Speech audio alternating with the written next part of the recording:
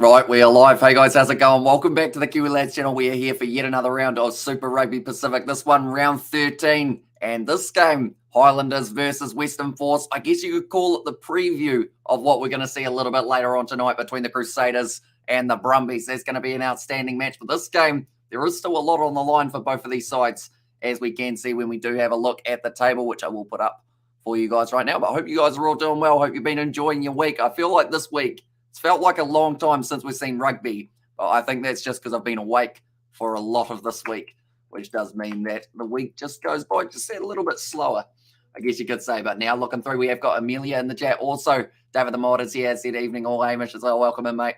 Hope you are doing well. And g'day, David the Mod, says Xavier there as well. But looking through at these two sides, first of all, though, we will look at the table. And as you can see, the Blues sitting with just the one defeat. The Brumbies sitting with just the one defeat. And then down just a little bit further at number 8, it is the Highlanders sitting there on 17 points. If the Western Force win this game, they will promote themselves into the top 8 as it would currently be sitting. But I see a couple big changes for both of these sides, and we will go through them right now as well. But this is the side for the Highlanders. They have gone with the massive change that they have made, and that is Sam Gilbert slotting in at number 10. Aaron Smith going to be at 9, but no Mitch Hunt in the starting lineup. Instead, will be coming off the bench for this game. Then it is De Groot, Makaleo, and Ainsley as the front row. Evans at the age of 37, slotting in at lock. And then Josh Dixon there at number 5. Then James Lynch's, Billy Harmon, Marino Makele Tu'u as a loose forward trio. And then looking through at the centres, Thomas Umunga Jensen, Josh Timu did come off the bench last week. Scott Gregory, Fatuli Paya, and Connor Garden Bishop as the back three. We have got there. Do you watch first 15? I do try my best to watch as much as I can. I haven't actually seen any yet this season, but I know that it must have. Has it started now, or is it just about to fire back up? It must be close to get them back underway. And I'll say hi, Amelia. Says David the Mod, and hope everyone is doing well. Certainly are. There's a lot of great rugby coming up this weekend, whether it's Super Rugby, whether it's the Champions Cup. We're going to get to see Leinster versus Toulouse in only about 24 to 48 hours time, which is going to be pretty awesome. But this is the side that the Western Force have gone with: Tom Robinson, Andrew Reddy, and Santiago Medrano into the front row. Then from there, Jeremy Thrush, also 37. He is going to be ready to go for this game. Isaac Rodder slotting in at number 5. Then Fergus Lee Warner, Tim Anstey, and Ollie Kalin as the loose forward trio. Ian Pryor slots in at number 9. That is due to the foot injury of Fines Liliawasa, who will possibly not even be back for the rest of the season. Rishan Pasatoa slotting in at 10. Bailey Quenzel, Kyle Godwin as the 2 in the centres. Then Byron Ralston, Manasa Mataili, he will be playing for this game. He was supposed to be playing last week, but did end up missing it. And then Jake Strawn there as number 15. These are the benches, ladies and gentlemen, for these two sides. I mean, it's absolutely buzzing for multiple reasons. And there says Amelia, is one of those reasons the fact that you are actually going to be able to go to that game between the Rebels and the Chiefs by any chance? And also, good evening, just eating dinner, salmon and chili halloumi. Sounds a bit fancy. Halloumi's like a cheese stick thing, isn't it? If I'm not wrong. And also, it's the Southland stage. And there says, no, Mum, it certainly is. And also, I trust you are well. I am indeed. An evening, Hamish says, JJ there. I hope you are doing well, mate. And I hope you are excited for this matchup as it is just about to get underway. And also, hopefully, Rebels can actually show fight on Sunday, says Xavier. And yeah, in front of the home crowd. I assume you're also going to be going to that game, Xavier, possibly. And also, yes, because I'm going to the Rebels game. And also because Virgin Rivers Season 4 got a release date. And then will you come for 2027 World Cup in Australia? Oh, I'd like to. It will depend on, I guess, where I am in 2027, whether or not we are still in New Zealand. Maybe we're already in Australia. It might be a shorter trip than intended. And also we'll get this squeaky cheese. Squeaky cheese.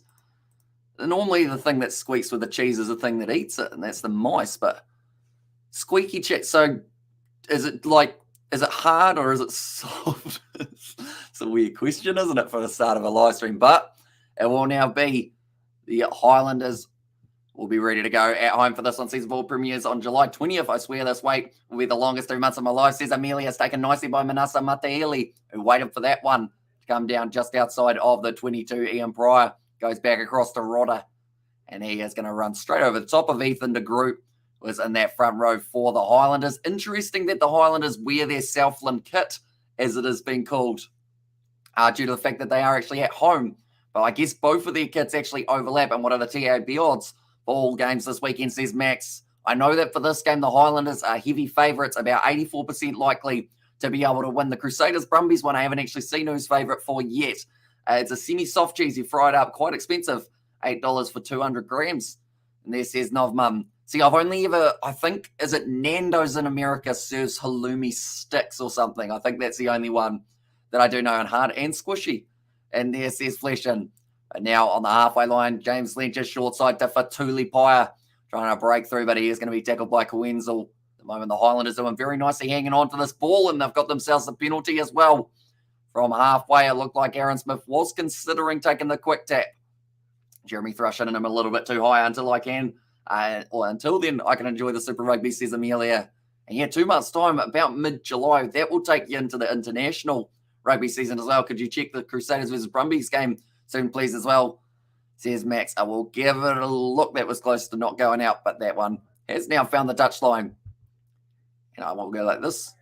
And I will go like, one moment. I got to find the TAB app. I don't use it hugely often other than pretty much finding the odds every once in a while. But the line out at the moment, the Highlanders, they've been extremely impressive throughout this season. And also Max Cotto has arrived. And there it says David the Mighty certainly has. But at the moment, the Highlanders only sitting 10 metres out from the Western Force line. And I mentioned the rolling maul will be a key for them in this match. But it's a beautiful inside ball to Fatuli Paya, only sitting the 5 metres out from the line now. Straight in there. I think Ollie Callum might have wasn't quite able to get the turnover. Now Smith goes back to Harmon, hitting the line hard, not betting on any game or any players this weekend, says JJ. And that's the thing, Super Rugby at times can be that unpredictable. That's going to be the try straight away. Was that? Yes, it was. It was Andrew Makaleo who does end up scoring the first try of the match. And I mean, you probably would have predicted that off a rolling maul, but he actually scored it in open play. Very nice try for Andrew Makaleo, and the Highlanders have been able to get in early and score themselves their first try of the match. We'll quickly add him to the try scorers list, but initially it was a good inside ball from himself, passing it off into the hands of Fatuli Paya, who did a bit of crash ball, and then from there, Marina Makeli too, making a couple extra meters, and then they found the short pass off to Andrew Makaleo, and just like that, the Highlanders have been able to get themselves their first try of the match, and I got to make sure that I spell Makaleo right. Slowly get in there with the spelling of some of these names. There are some very tricky ones scattered throughout Super Rugby. We'll go like that. There we go. Yes, down at the bottom. Also, we have got their Brumbies or Crusaders, says Max. So it is Crusaders $1.42, Brumbies $2.70 are the odds for that game. And also we have got the ask where I've got some of the songs from season 1 to 3 stuck in my head already. And also Freedom. And there says Louis. Currently now Sam Gilbert actually in charge of the kicking for this matchup, which is something we haven't seen a huge amount of throughout the season. I thought he might have backed himself from 50 out, to be honest, with that last kicking opportunity. It's curling, and that one has gone over for Sam Gilbert, making the score now 7-0 in favour of the Highlanders. A dream start for them in front of a home crowd, 7-0 in only about 4 minutes' time. But Andrew Makaleo just breaking straight through the tackle with Jeremy Thrush. It was always going to be hard to stop him from there, but the Highlanders, pretty much exactly how they would have wanted it to start. And also we have got the what's the average crowd side for New Zealand home games. I want to say around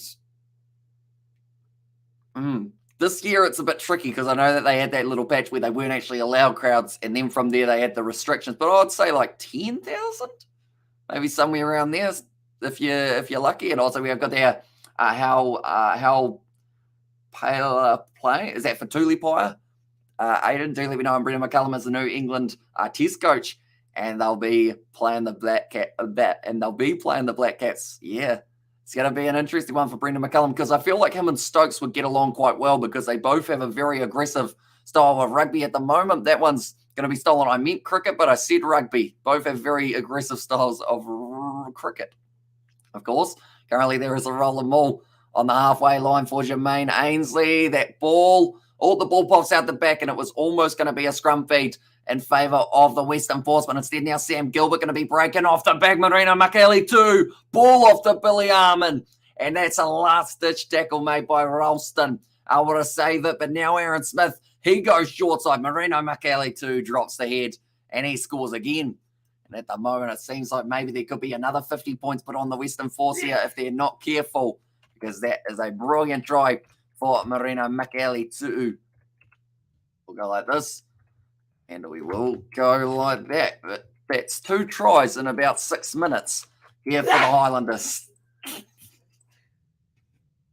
And also, do you reckon the Highlanders could put more tries against the Western Force tonight? I think so. I think they're going to end up, the way that they're playing at the moment, it seems like maybe like anything less than 7 might be a bit of a surprise. I reckon now, all the new ABs this year, Marina Makele-Tu'u, Peter Kasawakula, Eklund, and Lester Whainā-Nuku. And this weekend is definitely 2-3-1, if you get my drift, on Super Rugby games tonight and tomorrow.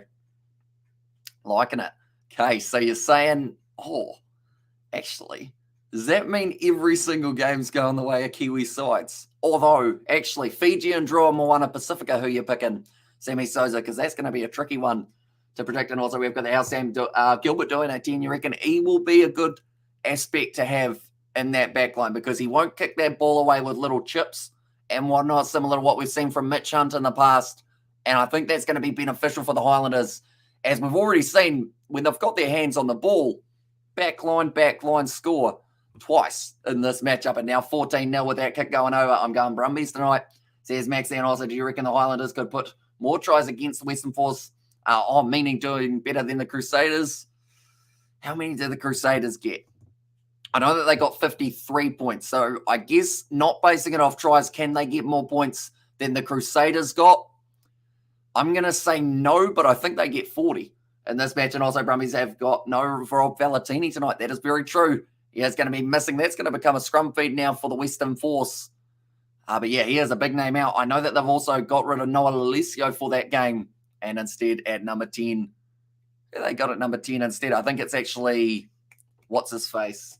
Oh, I can see him, but I can't think. Rodney Iona, that is the name. And man, he did better than Crusaders. Then last week is George in the background. And there's his Mr. JJ. He is not. It is my mother who was sneezing just before. She is sitting in front of the fire with the cat at this stage. And also, he used to be a 10 in his high school days, says Max Goddell. And for me, seems like he could fit in anywhere in that back line and not really have too much trouble being able to adapt. Because the thing is, when he's out on the wing and also at fullback, he's got a little bit more freedom to be able to really run hard with the ball. Whereas when he's playing at fly half, he'll have to distribute a little bit more, and that will just develop his game a little bit more. That's gone down in the front rows. Everyone's fallen on their faces. They're going to have the scrum reset. And also, do you think USA will get around rugby when they host the World Cup? I hope so. I know that they can have some big crowds in some of their stadiums. And I'd say by 2027, hopefully, it is going to be relatively high up in terms of, I guess, the popularity of the MLR. And also, we have got the Drua Moana Pacifica maybe playing for the wooden paddle, but it's still going to be a ripper with everything you'd expect from Pacific Island rugby with an island atmosphere in Sydney. I think the sad thing is it's not played in Fiji or Tonga, Samoa, anywhere in the islands. I wish it was, but I can understand why it's taken place in Australia. As I also pull up a chair, Donna says David the Mod there. If she's sneezing flat out, she may not want to at this stage. Maybe we could have a halftime chat again. If she has stopped sneezing. I actually haven't sneezed a huge amount today. My nose has been a right pain for like the whole week. Like, I've tried different hay fever tablets and whatnot. They still aren't working. Unfortunately, I'm 40 a year, I reckon, to about 50 or 60 could happen, says Louis. And I think it's that same side of things of, I think the Western Force get more points up against the Highlanders than they did up against the Crusaders as well. Does Tonga Samoa have a stadium? I'm sure they could find somewhere to host it that's close to the line for Ian Pry. That sounded very aggressive in the stadium situation, but yeah, Ian Pry got very close to being able to make his way over the line. But I know that they were trying to start up a few rugby schools in the Pacific Islands, and that was kind of the idea with Moana Pacifica. That is going to be a try. And I believe it's the big man Thrush who has been able to get it over the line. The oldest player on the park has been able to do well. And the thing is, Bryn Evans is out there as well, and he's 37. So a couple of the older guys, and they did mention earlier on, both guys actually used to be at the Hurricanes. Now they are going to be going head-to-head for Super Rugby. Go like this, and we will go like this. Western Force try scorers. And it was Jeremy Thrush, of all men, who was able to get it over the try line in the 10th minute. So we've already had 3 tries. This has given me slight Rebels versus Blue vibes at the moment. I wonder whether or not we will see that many. Also, yeah, they have a stadium, and there says Dan, and also it's not flash, says Dan there as well. But I mean, at the end of the day, a game's a game, isn't it? And if they can have any chance of seeing like rugby live over there, even if it's like a one-off game, and also we're there, don't jinx yourself. And there says JJ, yeah, I feel like I am going to jinx a big time, aren't I? It's Unsafe and Trucking Down Under. I said, Hamish, how are you, mate? I'm doing very well, thank you, mate. Hope you are well as well. That was a lot of wells, wasn't it, in the sentence? But fingers crossed, hay fever stays away. You know, I've dealt with it pretty much all day, but now it seems to be all right. And also we have got there, yeah, they were packing out, and it would be amazing, says Dan, and also Jeremy Thrush. It is indeed. He has been able to score himself that try. Might have seen him at the Hurricanes way back in the day. He is now playing for the Western Force, and for Tuli Pai, I need a try from him. And this is Aiden. I don't even think I want to know how much money you have on him for that one. And also we have got the Bullock Kiwi lad, says Ratu, and also we have got how many more years does Aaron Smith have in him? I think as long as he keeps his bullet passes and his vision going, he's probably got at least a couple. I think he'll be there for the next World Cup, at least. And then from there, maybe they decide to switch. And also we have got the hi, I'm back watching the video. Good job. Says the Kiwi Adventure Kid. Welcome in, mate. Hope you are doing well. And also, do you hear about Leon Cameron got sacked from the... Nah, I don't really know too much about AFL, to be honest. I wouldn't even know. Was he an ex-player? I assume he was. Apia Park seats around 12K, so that would be a nice start. Or how about this? Add a leg of the sevens over there. I know they've got the Singapore sevens. Can we get another leg in a different Pacific island? Maybe, you know? I feel like I'm asking for quite a bit, aren't I? But this is a good backline. No look pass. Now kicked in behind from Thomas Umaga Jensen. Just tries to tap it forward, but he got the middle with a boot. And he did manage to send it a few extra meters. Bailey Quenzel now is going to recycle this ball for the Western Force just outside of the 22. Jeremy Thrush has already scored a try. And we've also seen Andrew Makaleo score a try for the Highlanders. And Marino Makele too. So actually 3 forwards scoring the tries. And why happened to Ben Smith? I think he's playing in Japan. Maybe. I think he's heading... Oh, actually, that reminds me. Nihi Milner-Skudder, I believe, is heading to New York to play rugby. And also, my friend woke me up at 4 a.m. 2 days ago to tell me about the news. I hated her for it because of the 4 a.m. wake-up call, because I'd at least get an extra hour of sleep, but it's worth it to finally find out. Says Amelia there as well. And also just updated my YouTube channel and live stream, says Brandon. Hopefully it is all running smoothly for you, mate. Makele too, try scorer passes it off to another try scorer in the form of Andrew Makaleo. And also we have got there in the chat, cheers, Dave says Trucking Down Under. And yes, Skidder is. I really hope he doesn't get injured. I know that everyone says that, and it's almost become like a running, I guess, a meme at this stage, but every club he signs for, he just ends up getting injured straight away. So I hope that's not the case, because if he can really tear it up in America, I feel like it would be pretty awesome for him. And also coming tomorrow on YouTube. And also we have got their morning from South Africa. Says Carl, welcome in, mate. Penalty now to the Western Force, just outside of the 22. Good work in the break down there. And Andrew Makaleo is not too happy with that one. Aaron Smith handing out some high fives.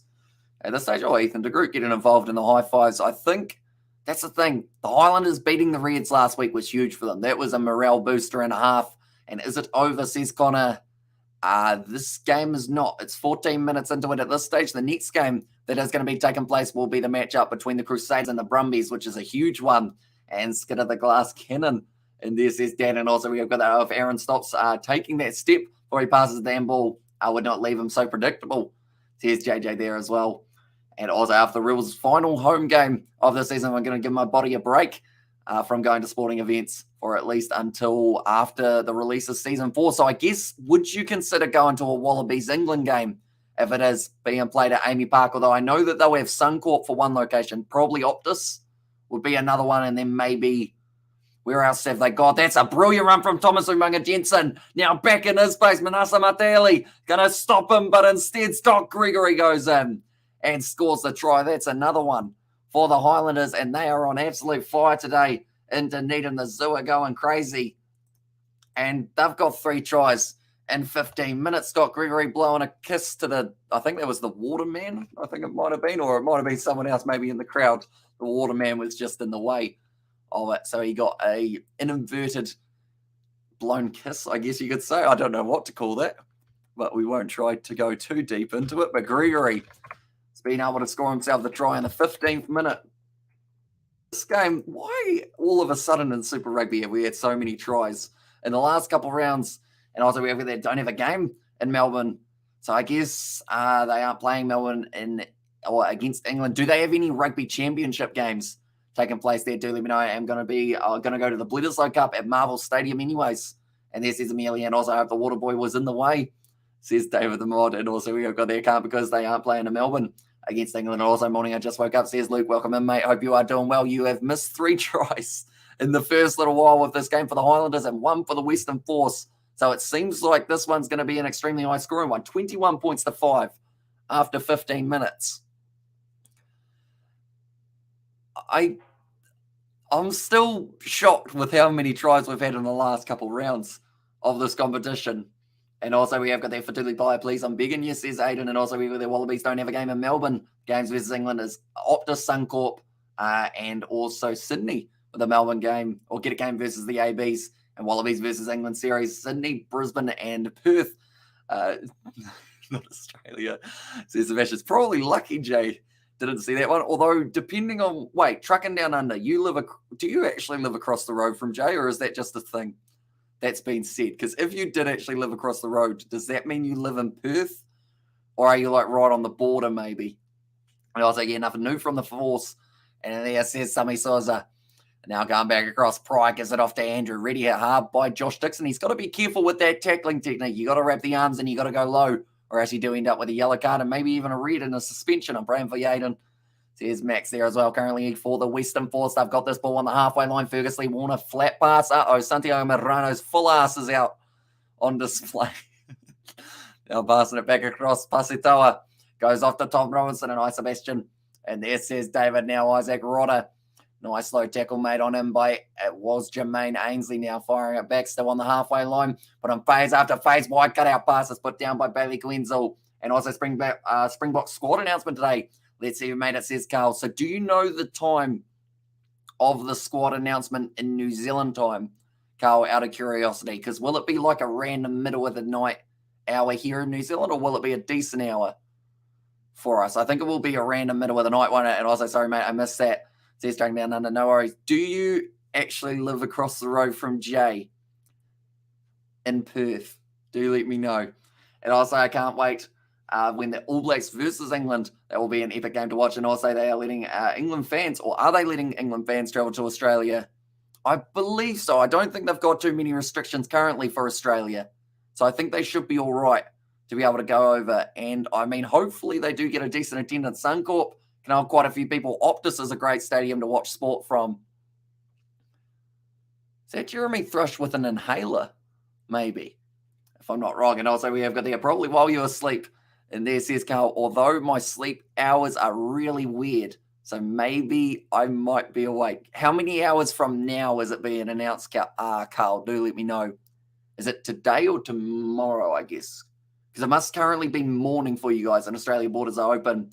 And also the Sunday, and I'm allowed out on Sunday. Coming up, your B says Ollie, and also we got there. Can you read my messages? Says Brandon. They are going very quickly at the moment. One moment, I'll have a look. I thought it was a little bit OP. More mission, 5 people can be joining your game. And there says Brandon. Also, I need Highlanders for my multi. Do you think it's a winner? Low or not yet? Who are your other sides of it? And no news on the All Black squad yet. Not that I know of. I think it's going to be a little bit later, possibly near the end of Super Rugby. Although they are resting a few players that they think are going to be in the squad, such as Richie Mo'unga, Bowden Barrett, Artie Savia, and kind of all of those stock standard guys, Geordie Barrett as well. Manasa Mateeli is really having some trouble with that ball only 10 metres out from his own line. And Scott Gregory wins the penalty. Aaron Smith wants to take this one quickly. Trying to take it at normally lunchtime by me, so 4 hours from now. Says Carl there, and just Highlanders left, says Jack now. Marino Makaeli 2, off to Jermaine Ainsley. Okay, well, your bet should be relatively safe, Jack, because this is close to the line for the Highlanders once again. Also, but they do, or they like to delay it till URC playoffs. Says Carl there, that was close. But so the URC playoff games. So does that mean it's going to be announced today, or could it be in a few weeks' time? I assume it is today. That is no try. It's been going to be held up. And also, no, I don't, mate. I would never be a dull moment if I did. Says Trucking Down Under. That is true. I mean, it just shows the commitment to go all that way to mow his lawn and then him go to your house to mow your lawn as well. I feel like that's friendship, isn't it? Currently 5 metres out from the line. Another penalty for the Highlanders. I think they'll just go for a scrum here. What are they deciding?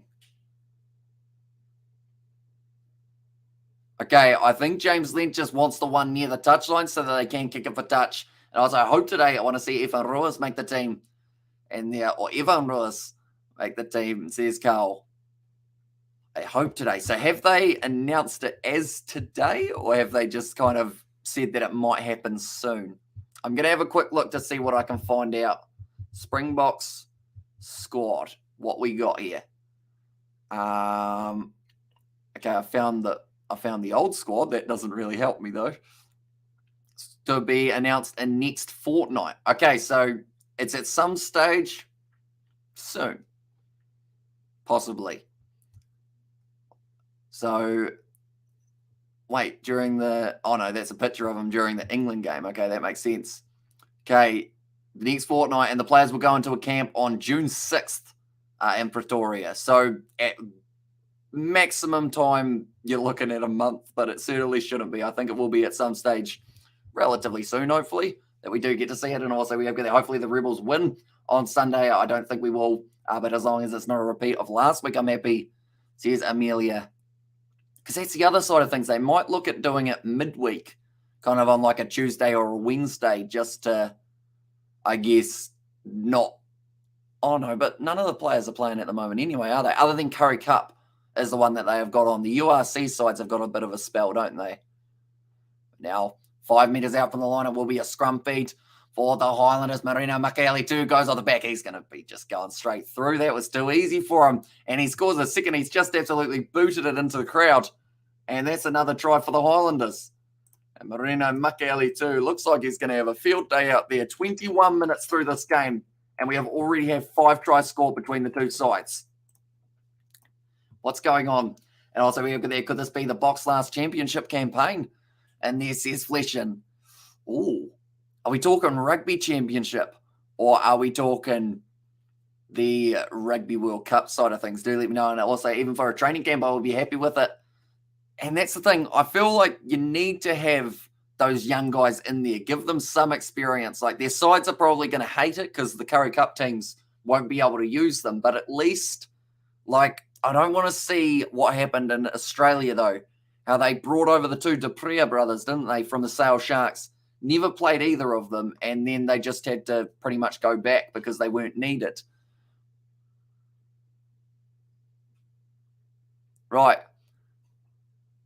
Sam Gilbert needs that same ball. He has been able to find it, and now he will be lining up this kick. And also, they've got enough promising young players in Rugby Championship, says Fleshin. I want to say they're locked in till 2027, but I could be completely wrong with that. And maybe, I know that everyone wants to see them maybe in the Six Nations. Right, he's only got 10 seconds now for Sam Gilbert. The thing with that is, so he's got that one over. He only had about 5 seconds to kick it. So does that mean if the crowd didn't give the ball back, he wouldn't have been able to take the kick? I feel like that would be a very interesting rule, but I guess they'd say it's Marino Makaele 2's fault for kicking it into the crowd. And I was like, hey, bro, you ready for the next match? It's going to be a big one. Big one. Brumbies versus Crusaders, and also it is a World Cup next year, so they all playing for a spot. So yes, Carl, exactly right, and I don't believe it will be either. And also we've got a super sticker from Nathan. Thank you very much, mate. Usually appreciated. It does come up just saying super sticker on my animation, but I will quickly go onto my channel so that I can see what it says. It's so annoying that I assume it's not literally a super sticker that you have sent. I assume it has got some sort of animation, but thank you very much, mate, for your donation. It is hugely appreciated. And the answer is, it is a little, is that a plant hugging another plant? A little bit of photosynthesis going on. Making plant babies in that one. And also my mate reckons Hurricanes next 3 games would be easy victory. What do you think? There's Louis. I think the Waratahs game is going to be a little bit testing for them, just because the Waratahs, if they show up like they did in their last game, they're going to be tough to beat. Or sorry, the game before that, the last game, it didn't quite work out for the Waratahs, but they were able to beat Moana Pacifica in that one. At the moment now, only 5 metres out from the line here. Once again for the Western Force, flat bowler was actually Jake Strawn there. South Africa should come to the series or to the senses and return to Southern Hemisphere rugby, says David the Mod. That's going to be now a penalty for the Western Force, 25 metres out. I guess the big question is, do you think if they offered up a deal such as like 1 year in Super Rugby, 1 year in the URC, would South Africa kind of consider it? Or would they just be like, nah, too much effort, like going from competition hemisphere to hemisphere? Or do you think they'd be like, you know what, worth the crack, might as well. We get to play up against both opposition. It works wonders for us. And also, we've got the congrats on Australia and the US to host the next World Cup. How good? Says Johnny Glazer. Hope you are doing well, mate. And hope you are excited for all the rugby we've got this weekend. The Chiefs versus the Rebels. The game on Sunday. That one should be a very exciting one. And also, we've got I think the Satyrs match will be close. Or the Satyrs get hammered, says Izzy. And also, more than it, mate. It showed that we had no desire to want to play for the jersey and the city of Melbourne. It was extremely frustrating. Says Amelia there as well. Currently now, it is sitting 26 minutes through this game, and the Western Force have got a scrum feed 5 metres out from the line. Ian Pryor takes it quickly, and now Ollie Callan, nice pass off to Bailey Coenzo. I think that was dropped by Resan Pasatoa. It was. And because of it, it does mean that it is going to be a knock-on 5 metres out from the line. But the fact that we've already had 33 points in the first 26 minutes of this game, this could be a game that goes the 100-pointer. We had 99 in one of the other matches between the Rebels and the Blues. Could this be it for the very first time we get to see it? Harvey Beef. That was the sponsor, I think, for the Western Force last year as well, wasn't it? I don't know who Harvey is, but he must have quite a bit of beef if he is trying to sponsor the whole rugby side. But currently, Tony Brown, it's rumours that maybe he might be going overseas in the near future. And also, to be fair, they made the Blues look good. Can tell I'm not a fan of the Blues. I hope all as well. And Aussie, says Dan. And also, we've got our reckon South Africa playing in Europe will weaken their rugby but improve European rugby, says David the Mod. And yeah, I guess it's more trophies that they can go for. They can go for the Challenge Cup, the Champions Cup, the URC, and also still have that rugby championship for the box. So I think that will be something that they look at. And also, we have got there. Appreciate the stream so much. I keep doing what you're doing. Good seeing the progression of your channel. Cheers to you, says Carl. Thank you very much, mate. Dog Pound Society. There you go. I've noticed everyone's got like real small emojis or like little small logos today in the donation department. But thank you very much, Carl. Hugely appreciated once again, mate. And yeah, we've got a big weekend ahead of us. We have got the URC. That's a lie. We have got the Champions Cup. Leinster taking on Toulouse. I'm hoping that game doesn't go to Golden Point because that was hard on the heart rate for Toulouse and Munster. And also Blues Reds at Eden Park. Says Max, and also it's going to be interesting to talk to the Super Rugby or South African URC players after the season ends to see what they think. And it's going to be also interesting to see what they're allowed to say as well. I think will be the other factor. Will they end up saying, right, like this isn't going well for us, or this is actually where we want to be? I think it's probably going to be more down to the coaches of what they are going to be able to say. Well, currently now, Ralston fires it back across to Jake Strawn. Kicks it down the middle of the field, nicely taken by Sam Gilbert, who's actually lurking back in that fullback role every once in a while as well. He is supposedly playing fly half for this matchup. And Pleasure Hamish, for some reason, I can't read today, unfortunately. But yeah, it is always appreciated, Carl. And do let me know at this stage, who do you think will be the Champions Cup winner? You've got the four sides. And also, I guess, other question, next year, do you see a South African side winning the Champions Cup? Or do you think it could be a French or Irish side, English side maybe? As well, that's going to be a penalty now for the Highlanders for the advancing just a little bit too soon. And also, I think there's always been a North-South rugby division, and we've always had the upper hand, says David the Mod. And also, just glad it's over, mate. We reset and reload, and hopefully I don't cop a repeat of last week. And also, that profile pick is a gaming clan I belong to, says Carl. Oh. Okay, so normally gaming clans mean that you're decent at gaming. Which game are you decent at? Do let me know, because I'm not good at gaming. Overall, what did I try and play the other day? Me and my mum were trying to play Cooking Simulator, and spuds were on the floor. Fish was burnt. Just wasn't a good time, unfortunately. We're better at Overcooked, because that one's a little bit more cartoony and you can throw things and they don't break. So it's beneficial. Now Andrew Makaleo only going to be about 10 metres out from the line now. And they are going to go for another line out, possibly rolling more. They might consider this time. They have gone off the back a couple times in a row. And now goes nicely to Josh Dixon. Now breaking off the back. Billy Harmon once again using that move. Thomas Umaga Jensen only 5 metres out or so. Aaron Smith now short ball. Highlanders continuing to drive their way forward. Andrew Makaleo, he drops his head, but I think he's going to be held up. Yes, he is. And goal line dropout now. And also we've got their cooking what, Amish? And there, so it was called Cooking Simulator on the Xbox One. And what were we cooking? I think it was trout with baked potatoes or something. The potatoes were on the floor. Unfortunately, they ended up missing the plant or missing the, I guess, plate, as it's called. I forgot what it was called for a second there, what you put the food on. But I was going to be pleased to see that great comment about I'm missing you on the cricket. Says Celia there as well. We have got the cricket coming up very soon. All Blacks taking on England, Black Cats taking on England. It is going to be pretty awesome to see first-person shooters. But we play anything that is multiplayer, like FIFA, Battlefield, COD, even racing simulators. And also we have got the I Don't Care Who Win Blues All the Way. Says Spider there. And also if you've heard of Daz Games, his cooking simulator videos are hilarious. Says Amelia. George very much so enjoys his videos as well. And also we have got there Jackson in the chat. As said, Kiwi lads, how are we doing today? You have a great evening. And yeah, you too, mate. And yeah, excited. A lot of rugby coming up in the near future. And fish and chips, by the sounds of it, says Sebastian. Yeah, it was supposed to be. But I guess it was fish and chips with a side of flour. And whatever crumbs were down there. Maybe, who knows, if you guys do want to see a cooking simulator video with me and my mum, do let me know. And I will make it happen. And breaking news, Free Plants versus Zombies. And there says Brandon, and also we got the Apex Legends too. And then that looks like it's going to be not supporting the body weight of James Lynch's. He's got to give the ball back. He doesn't give the ball back. And that is going to be the penalty now to the Western Force. And that's a beautiful score and very high scoring match in the first quarter. A bit one-sided though. Says MH Choi. And games recently, I don't know what's happened, but 3 New Zealand sides were able to bring up 50 points, I believe it was last week. And we'll just have a quick look. And I mean, one of them even brought up 70. And also we have got the, is it just me or is Rugby League Live 3 better than Rugby League Live 4? Beer Pro-wise, I know that I had a lot more success tackling on Rugby League Live 3.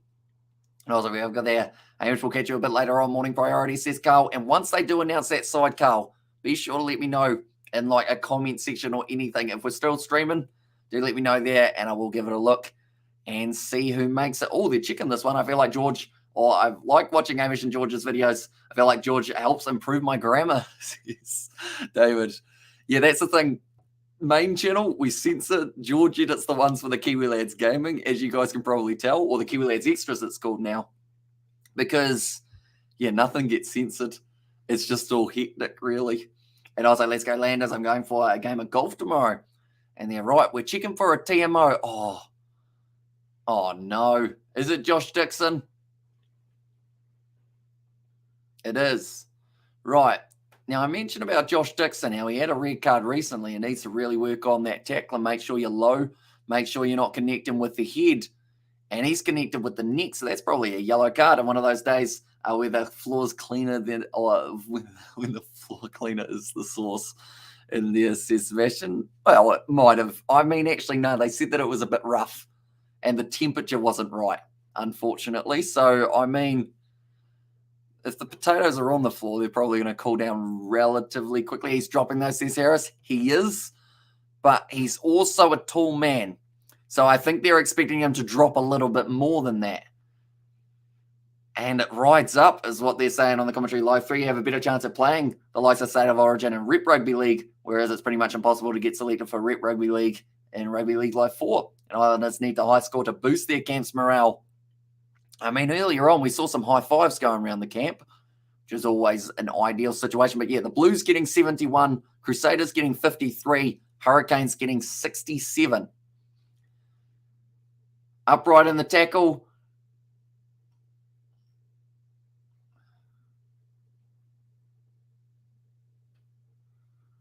Okay, Josh Dixon goes to the bin, not for the first time this season.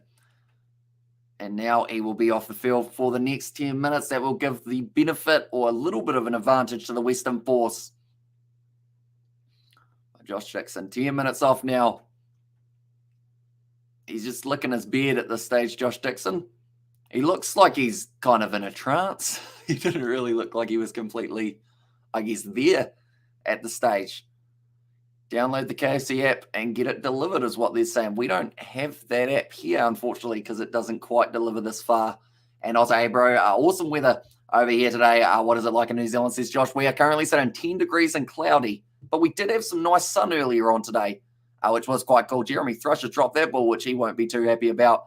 Rejan Pasatoa hanging on to this ball. The Western Force now short side off Ollie Callum. Beautiful offload. Oh, that was high from Ethan de Groot. But they are going to say that it is going to be the try for Andrew Reddy. And they have been able to make the most of their man advantage. And they are just checking this one for a knock-on of Jeremy Thrush, I believe it is. And if food hits the floor, we have the 5-second rule. How long is it in Romania? Says David the Mod. And also we have got that if it touches the floor, it's over, straight to the bin. Oh, it's unfortunate, isn't it? Tell you what if it was like a piece of pizza that you had waited like an hour for? Big one, whatever toppings you like, and it just flips onto your floor. It's gone, or like, is it worth saving just the base or anything? Like, that's the thing. Depending on what part hits the ground, some of the other stuff might still be all right. But that is going to be the try, I think, for Andrew Reddy. Okay. So they didn't see any knock-ons. So Reddy will now be 34 minutes through this game, and we have had another try in this game to that between the two sides. And also we have got there in the chat, didn't he have a 5-year contract? And then how do you think Brendan will go as coach of England? I am excited to see what him and Ben Stokes do, because both of them aren't exactly the most defensive players in the world, and it's test match cricket. So it's probably the mode that you would think they'd have to be the most defensive. But, you know, it's going to be interesting. I hope it goes all right for him, as he is taking a big risk, I guess, becoming the England coach. Who was the initial rumoured coach who was going to be there? I can't quite remember who they said it could have been, but now I can't remember who it was. Oh, it was Justin Langer, wasn't it? Who might have been rumoured there. And I'll chuck my wedding cake in the bin in this Sebastian. And I was like, brother, I just can't eat it anymore knowing it's been on the floor, says Sebastian there as well. So I guess a man of high etiquette, I guess you could say there. And I swear the hard part will be getting to the end of end of May. Then once June hits, that's when we'll get like clips and hopefully the trailer, says Amelia there. And also him and Ben Stokes should be tried for treason. That's going close. Oh, it's almost taken back into the own end goal area of the Western Force. This game just keeps on going. Justin Langer. And as well, I was like, please help Plants vs. Zombies get back on PC, says Brandon. I didn't realize that it left PC, to be honest. When did it leave, Brandon? I swear it was on like Steam. Is it like just Game Pass that it's not on? Because I saw it on Steam on special the other day. So I don't think they'd be allowed to sell it on special if it wasn't still there. Now Marino Makele too has a bit of a juggle there. It's gone backwards as a call. And now he is going to be charging forward at the line. Fergus Lee Warner able to make the tackle on him alongside Santiago Mirano now. Aaron Smith goes back. Kicked him on from Connor Garden Bishop, who's actually slotting in at number 10 quite often. By the looks of it all, first receiver, and also I'm having chicken and chips for dinner, says Amelia. That sounds all right, doesn't it?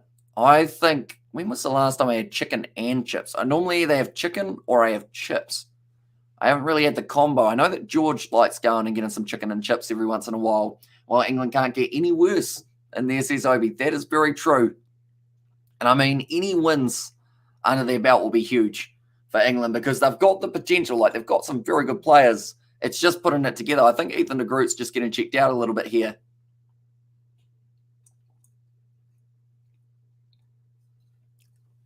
And also pizza for me, says Richard there. So what happens to Ethan de Groot here?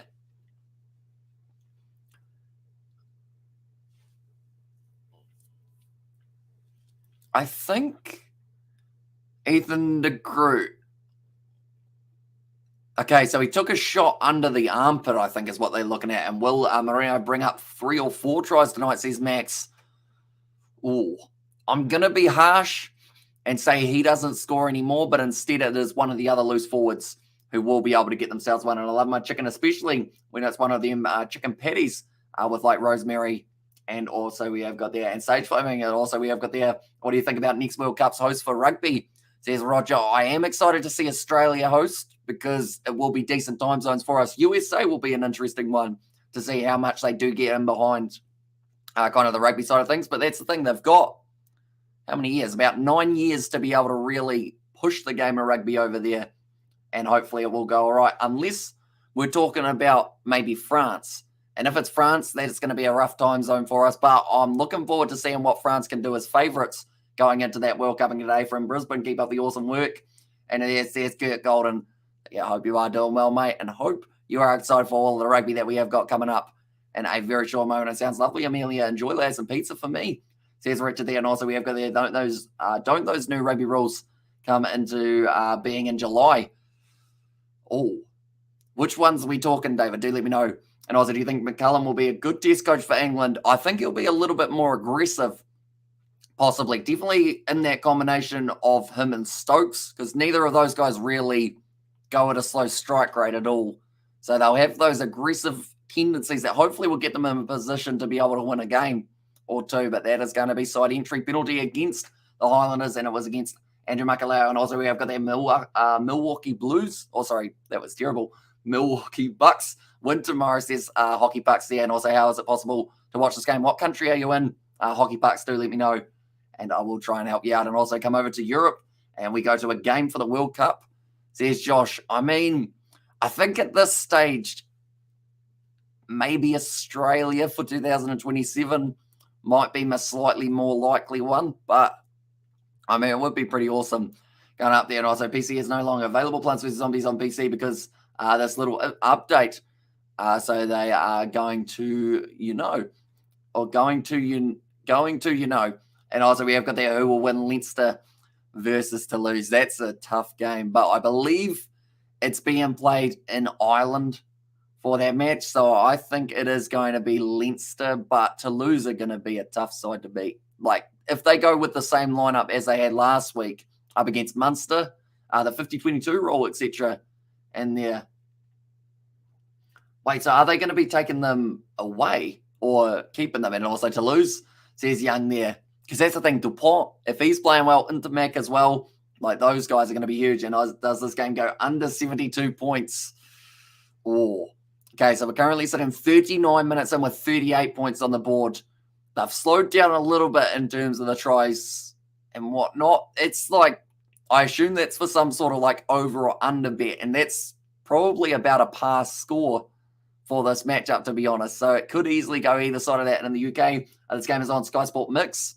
And there's says Sebastian, Sky Sports Mix. I think that's the first time I've ever heard of that channel. Is it like our Sky Sports Select, which is 50? I don't think Ethan de Groot wrapped his arms there. To be a little bit careful in the tackling technique. But currently now, they are waiting for this ball. It's going to be a penalty against James Lynch's. 2 red offside. That's once again against Andrew Makalau. And also we have got there no making them official because they've only been on trial to this point. Oh, I didn't actually realize that they weren't like already like locked in. So I guess, yeah, it will be interesting, because do they have any plans of modifying any of the rules such as the red card? Because I know that a lot of competitions still have a 80-minute red card or however long is left in the game, whereas Super Rugby we have got 20-minute.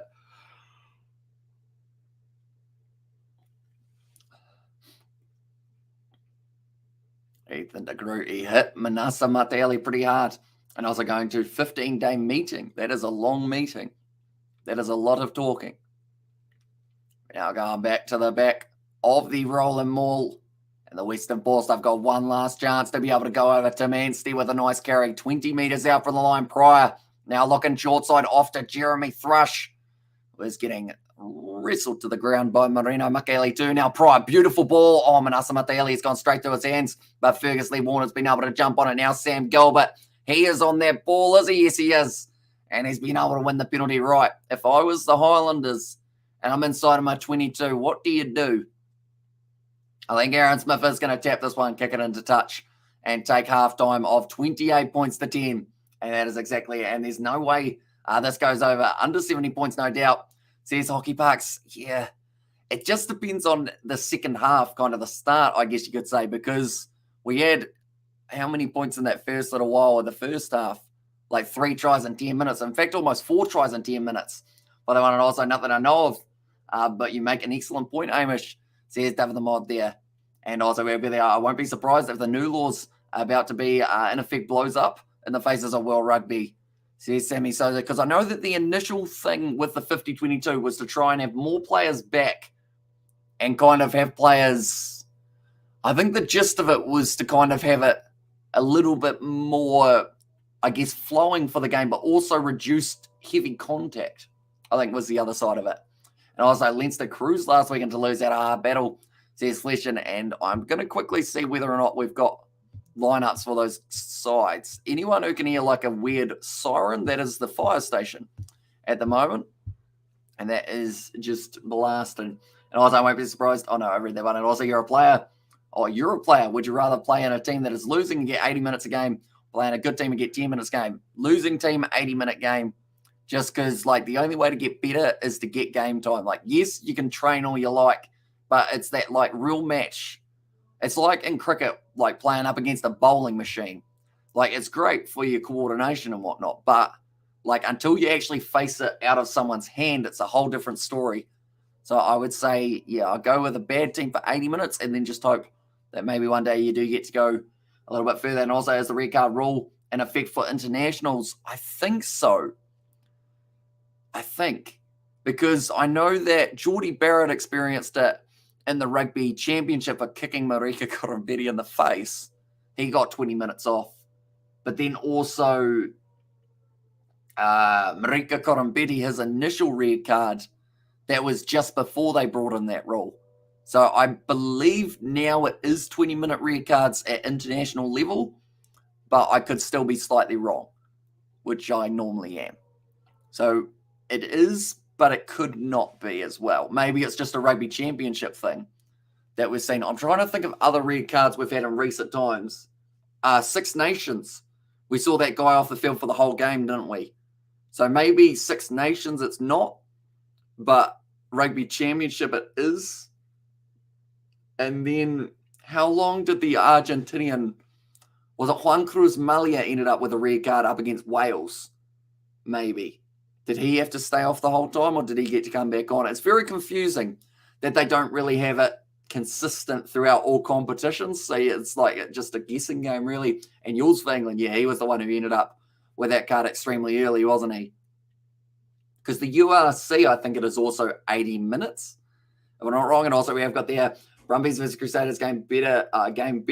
If not have a 1 hour long build up, I do not care what color your tie is. Stand Sport people, and there says Lex Axel. Yeah, it can drag a little bit. I've noticed halftime for games in Australia seem to be a little bit longer. I think that is because they've got the Stand Sport kind of booth, I guess you could say. But currently, hopefully, the break for in between these two halves won't be too much longer. But Leinster versus Toulouse, I don't believe both sides have announced their sides as of yet. But I'm going to have a look and see if Leinster have at least got their side up. Because they're normally just a little bit earlier. Leinster, almost time to do it again. Okay, no, they haven't announced it yet by the looks of it.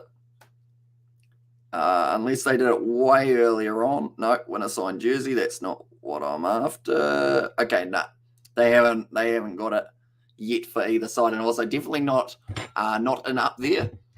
Says Flesh, and also we have got the Brumbies versus Crusaders game of the round, and there says Jackson. Yeah, it's going to be a good game, and the best thing is tomorrow, if this game between the Crusaders and the Brumbies doesn't deliver, we've got Fiji and Drua versus Moana Pacifica. First time ever that game will be taking place. We have then got the Reds versus the Blues. Battle near the top of the table. The Blues currently only losing one game. The Reds not losing too many at all either. And then the last game, Waratahs versus Hurricanes. Both sides coming off wins. It's going to be a good one. Players can't come back after red. Another player can come back after 20 minutes. So said Geordie was off all game and didn't come back. That's because he can't, yeah. So we should clarify 20-minute red card, and then someone else does come off the bench rather than getting to make their way back out onto the field. But it seems to only be in certain competitions that they do have the rule of 20-minute red cards, which is weird. So hopefully, I mean, I don't know whether or not they will change it. I feel like a 40-minute red card might be a good one, or 30-minute red card, something that's a little bit harsher than 20. I struggle with that comment, Xavier. Good intention, bad attempt. And there's us, Sebastian. Or that one as well. But Billy Harmon, he did very nicely indeed, making his way forward in this half. And same with Marino Makali too, the quietest out of the three Highlanders departments for the loose forward trio, where actually James Lynch is, and he's normally quite a busy beaver. Unfortunately for him. Speaking of beaver, does anyone know what Stephen Donald's up to now? I think he's still on commentary, isn't he? But he has been playing, or has been coaching a little bit of one of the sides in Super Rugby. I can't quite remember which one it was, or maybe it's a Bunnings NBC side that he has half by in charge of. Marino Makali, two tries in the first half. Meters gained, they have gained an extra 40 meters for the Highlanders. And then Dixon did end up with his yellow card. Then from there, they did manage to get themselves a nice try. That was quite high from Ethan de Groot as well. He's living dangerously in this match. Seems to be a little bit 50-50. And also we've got there probably white baiting at the Waikato somewhere, or in the Waikato somewhere. Do you white bait, Johnny? Do let me know, because I've never been white baiting. I've been fishing, but I do not know a thing about how to white bait other than put a net in the water. But I know that it's more technical than that. You kind of got to glide them, don't you? Or kind of convince them that that is the place to go. And still defeats the purpose of the red card with a replacement after you're done for the game, says Sammy Souza. And we were talking about it, I think it was last week, how 20 minutes sometimes does feel like a long time. Like some sides get 3 tries up against you, but other times 20 minutes feels like nothing. It's just half by gone. And Stephen Donald is probably out whitebaiting in this. Right, so he must be quite a well-known man for his whitebait, is he? Because 2 people instantly added in about the whitebait situation. Makali too. Feel like at this stage, that man, they've got a few replacements off the bench that could look at filling in a loose forward trio, such as Hugh Renton, but they may not go with it. Hey, Johnny, hey, David, hey, Sebastian, and everyone else in the chat says, Tessa, welcome in, mate. Hope you are doing well. And if one of those, it's one of those rules, if your team getting the red, it's okay. Or if it's your team getting the red, it's okay. But if it's not, it's crap. Says Fleshin. And yeah, it's always one of those ones how no matter what, there's going to be the home crowd boo and the away crowd will cheer, and then vice versa. Like the one up against England. I think that's the thing, though. There was the one between Italy and Ireland that it seemed like everyone actually almost, I guess you could say, like, rallied behind Italy in a way. Even the Irish side out on the field, they were like, come on, like, they shouldn't have to play with 13. Like, we want a bit of a challenge here. And I think that yellow card, or that red card, in fact, actually kind of, I guess, united everyone. And also, do you know any Aussie rugby YouTubers I could get around? And they're rugby union. Who we got at the moment? Who does, as in just rugby union? I know that there was a podcast that we did collaborate with a while ago, and they were based out of Queensland, I believe. And they did do all about the Wallabies. I can't remember the name, though, unfortunately. But I don't actually know of many like that just do rugby union. I'm trying to think. Who's an Australian? I think Wildcard? Is his name Wildcard? I think he does rugby union. If I'm not wrong, and also, no, I haven't even tried a fritter, mate. I'm actually embarrassed about that. That's not the Kiwi lay or the Kiwi way. And then when it's halftime, over a few more minutes, I believe. And yeah, the boys in the chat, and also myriad cards. And also shouldn't punish a team for an entire game. Hit their pockets instead, says Lex Axel. Liking it. Get some fines going. And also the devilish troll VKR. And there says Johnny Blaze. And also that's what he was doing when he got the call up to play in the World Cup final when Dan Carter got injured. I used to wipe out Hamish easy peasy. And there says David the Mod. So I guess that's the thing. Catching fish. I was never any good at it. Like, I don't think I ever legitimately caught a decent-sized fish by myself. Like, I know that I got to hold the rod. Like, Dad would cook it, and then it'd be like, oh, there might be one on. And then that's when I come in and then I take all the credit. I'm like, geez, fishing's easy, isn't it? But I don't think I ever actually caught one legitimately by myself. Also, what's up, Kiwi lads? How's it going? It's Go Highlanders. And there says Justin, I believe it's Draft Rugby, being the only Aussie YouTuber I know, and Wildcard as well. Draft Rugby. I don't think I've heard of Draft Rugby. I'm going to have a look to see if I know who it is. But there's not a huge amount of rugby union YouTubers. I should say Xavier, because I know that he does a little bit when it comes to the Rebels and the Wallabies. I feel like that would have been a good chance to do that shout out. Draft Rugby. Draft Rugby. Draft Rugby. Okay, so is that the podcast that I was thinking of? Maybe. There's another Australian podcast and they have a YouTube channel. And we collaborated with them ages ago. And they are just pretty much Wallabies and some Super Rugby. I can't think of the name, though, unfortunately. My brain's gone blank. Wildcard reminds me of me good mate who does hardcore drugs. It does hardcore drugs. As I was reading that, I was wondering where it was going, and then it hit me halfway through that last stage. I mean, at least he's happy. I guess this is a good news. I like Wildcard. Oh, mate. Mate's a character. All right, big love. And there says Johnny Lace. Currently, we got a TAB ad to do with golf as well. Currently, the odds for this game, I believe the Highlanders will be well and truly the favourite for this one. And the Brumbies, they are underdogs going into their next game. GIO Stadium, though, they have not lost a game at yet. And they will not want to start now. Draft Rugby definitely do podcast, and Wildcard has seriously weird enthusiasm. And also we have got there, I can't stand the eyes looking back at me. I know that that's for the whitebait side of things, isn't it? That's the thing.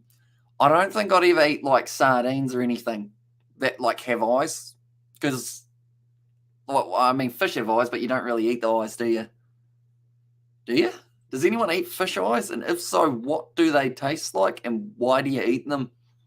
I guess is the big question. See, like, I wouldn't even eat like the skin of a fish, and I know that some people are like, what?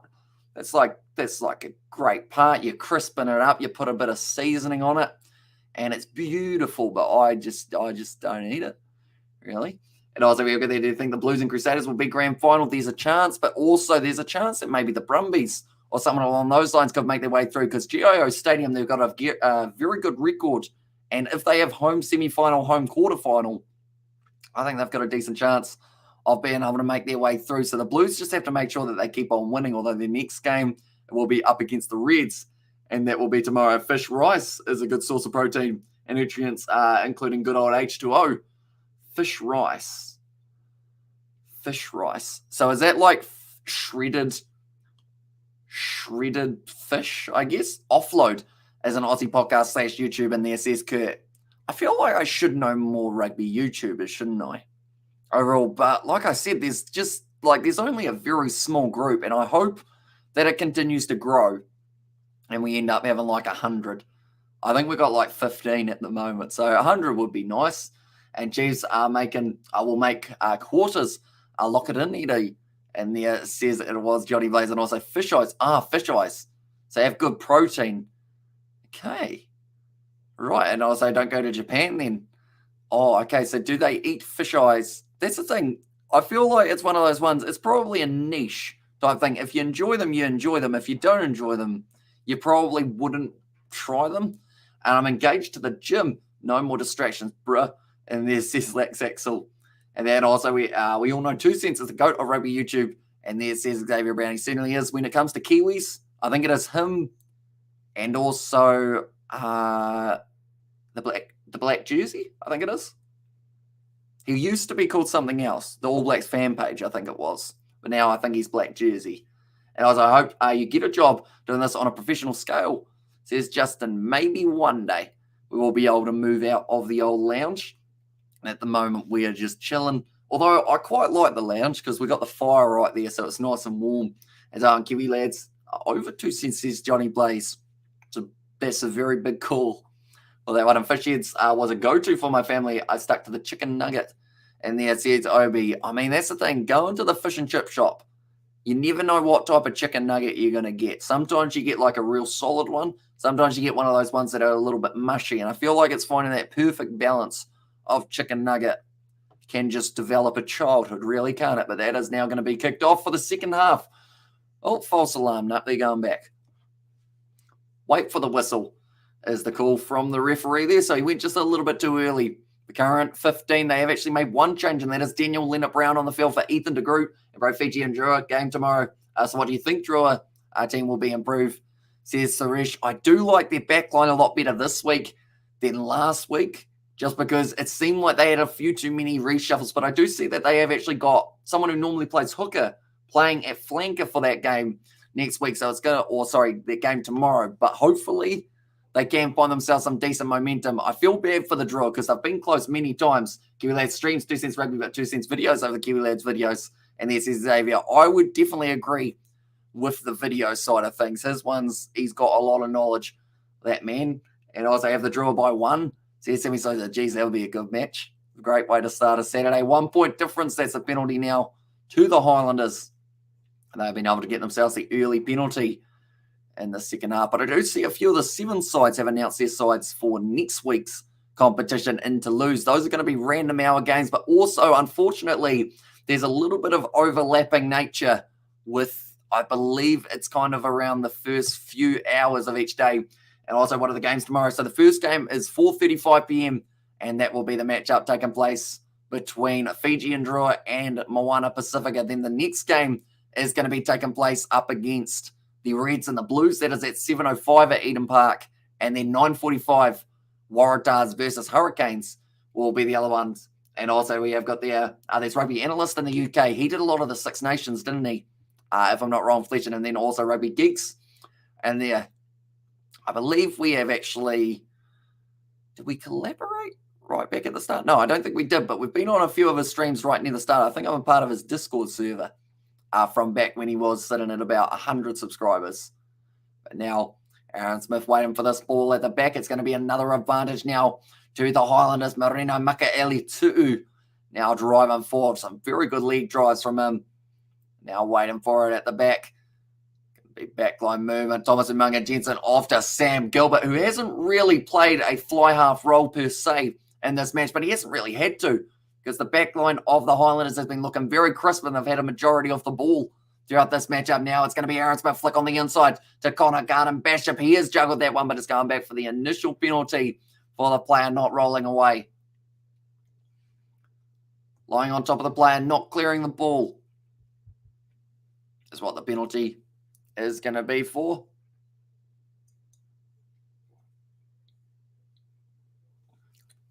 And also, as a country kid in the 50s and one of 6 children, we fought over the fish eyes. Can't remember how they were cooked. They were sweet and sticky. The best part was the white marble in the center, says Pamela. There you go. So I guess they'll probably be a unique taste, but sweet and sticky. So I wonder whether or not were they caramelized or something along those lines? Because I guess what happened to the rest of the fish, Pamela? Was it like cooked in the oven, or was it just the fish eyes? Do let me know. I'm quite curious now. It's like, what's another one? I mean, in certain regions, I mean, even Scotland, really, when you think about it, haggis is an acquired taste, but apparently it's not too bad if you can get over the fact of what it is type thing. But now, backline movement once again, Sam Gilbert, only a couple meters out from the line. In fact, he's only one now. Aaron Smith, flat ball, and straight over Andrew Makaleo gets himself another try, and that will be his second of the day. Very nicely done by Andrew Makaleo. We will go like this, and we will go like this. And this half has started exactly the same way as the first half did, with Andrew Makaleo making his way over the try line and scoring the early try in the half. But Billy Harmon, it was a great set play. The line out of those Highlanders is looking very good. Try Hamish. Fish heads are delicious. And there says David the Mod. And Bird's Eye Fish Fingers, says Obi and Oswego there. Oh, nice try, says Justin there. And Highlanders look like a much improved team towards the end of the 2022 competition. And the big thing is, as long as they make their way through, or as long as they're in the top 8, really, they will be they will be good. I think that they'll be able to find themselves some nice form heading into the later stages. And whole fish, probably an oven, kind of like a sticky oxtail. Okay, see, I haven't had an oxtail before either for myself. Okay, there looks like there's some sort of injury here for the Western Force, so we will have just a little bit more time. It looks like a head injury. I think that's Bailey Quenzel. Oh, I thought it was actually Tim Anstey, and also we've got a good try. Says all the way there as well. It certainly was. Bailey Quenzel, he will be possibly having to make his way off the field, and Richard Kahui, the experienced veteran, might be making his way out onto the park. And we mentioned about ages before. We've got two players who are 37 years of age. Richard Kahui, he is right up there. And he is now making his way out. 8 games in 2022, 94 in his career, getting closer and closer to the 100. And the big thing is, round 13 we are currently sitting at, isn't it? So I think the only way for him to get his 100 matches is for his side to make it through to at least the semi-final, if not the final. So that will be, I guess, a bit of a test for the Western Force. But if they win this game, that would be helping them. I like watching those rugby videos of Americans reacting to rugby tackles. I love my head off, says David the Mod there as well. That reminds me, we've got the Kiwi Lads Reacts channel that we did one video on. And then I think we had a few other ones, but they all got taken down due to copyright claims, I think it was, rather than strikes.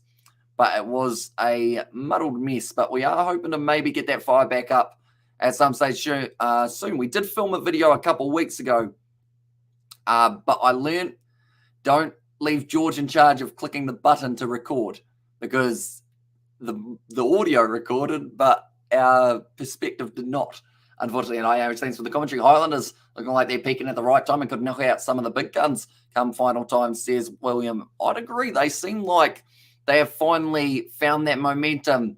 And I feel like this game is a perfect example of the fact that when the Highlanders are aggressive and the way that they play, they probably haven't really been pushed too hard by the Western Force. You'd have to argue at times, but now it's a good backline movement. Andrew Reddy looking for the offload, wasn't able to find it, and instead Sam Gilbert, or in fact it was Scott Gregory, was able to make the tackle. Now 40 metres out from the line now for the Force. Pryor goes back. I think Andrew Reddy has really hurt his knee.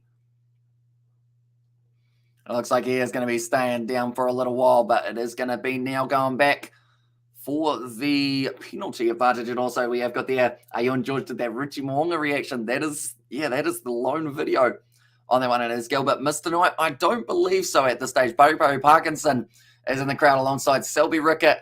And then also I'm seeing a few other familiar faces in the background there for the Highlanders. But Hugh Renton looks like he is about to come out there. I would be a trillionaire if I got $1 every time George swore. I think we all would. There'd be plenty to go around. That man loves a swear word. That is for sure.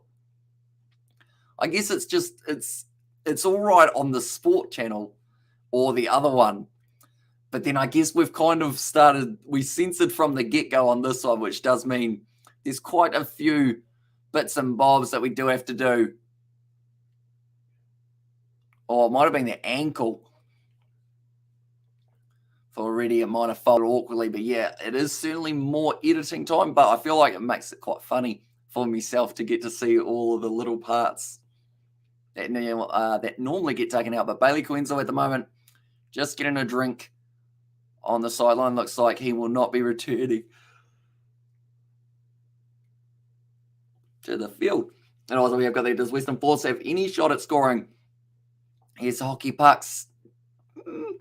A decent chance, but it's going to be tough as they have already had to make a couple of their subs. I'd say a rolling maul's probably their most likely option, which does involve Feleti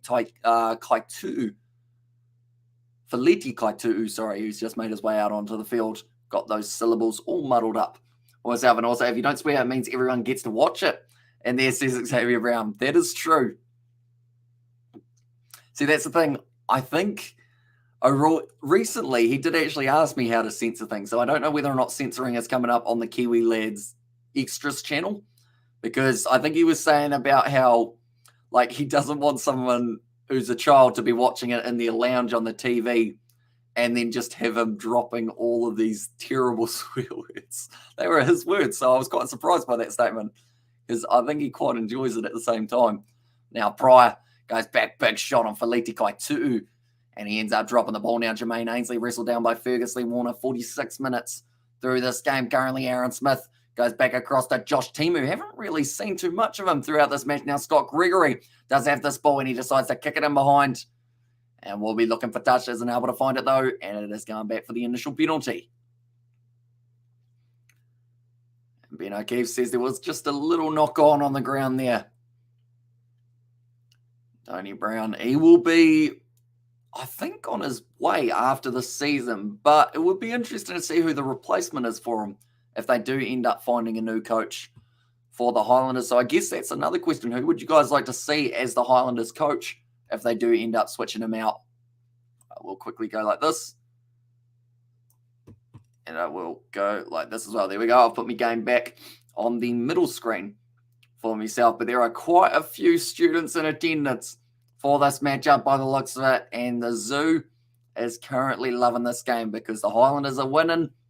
And maybe, who knows, if they keep on going. Did Justin Marshall just say he was a part of the Zoo? I feel like that would have been a very interesting situation. Now that is going to be a free kick in favour of the Highlanders. Okay, they're going for the scrum again, but 48 minutes through this game. And then after this one, we have got a game at 9:45 p.m. and that will be the matchup taking place between the Crusaders and the Brumbies. That is a very big matchup. And I think my thing about the hay fever might have unfortunately backfired on me. Maybe. I feel like I'm about to sneeze. And also, I think new coach is going to be Dermondy. And there as well, says Max. One moment, ladies and gentlemen.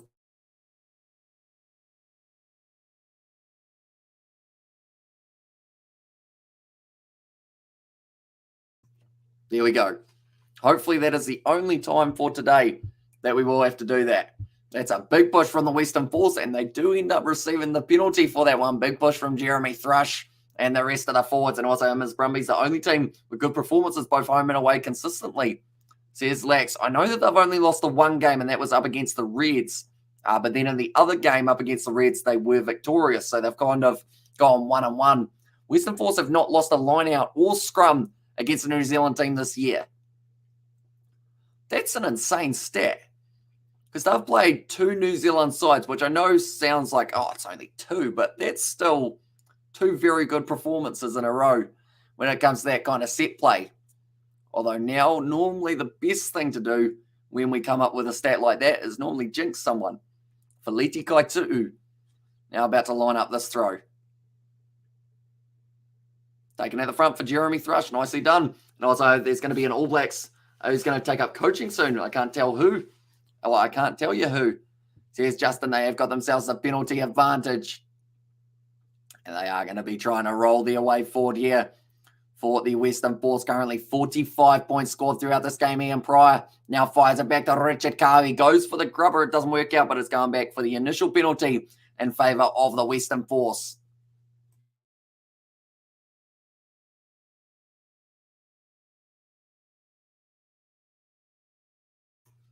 I've had to do that many times throughout the week. I did get a new hay fever tablet. It's still not working. Unfortunately, my nose is very sore. Rezan Pasatoa does kick it towards the touchline. I will go like this. I feel like we've done well the last 50 minutes before the hay fever kicked in, though. I feel like that's a pretty good effort. Now, Feleti Kaitu'u goes to the front. It goes back from Tom Robinson, so they have been able to win it in a scrappy one. Now, fire back across for Pryor. Now, it is going to be the number 19 replacement. Ryan McCauley does get that ball to Manstey. Looked like the ball was about to come free, but it is still going to be on their side for the Western Force. It's an awkward one now. Connor Garden-Bishop has got this one back, and it will be an advantage for the Highlanders for the knock-on initially. Now, Thomas Umaga-Jensen goes off to Fatuli Pai. He's got a bit of space down the wing, breaking the tackle as well, trying to link up with anyone of the Highlanders, but he was very much so all by himself.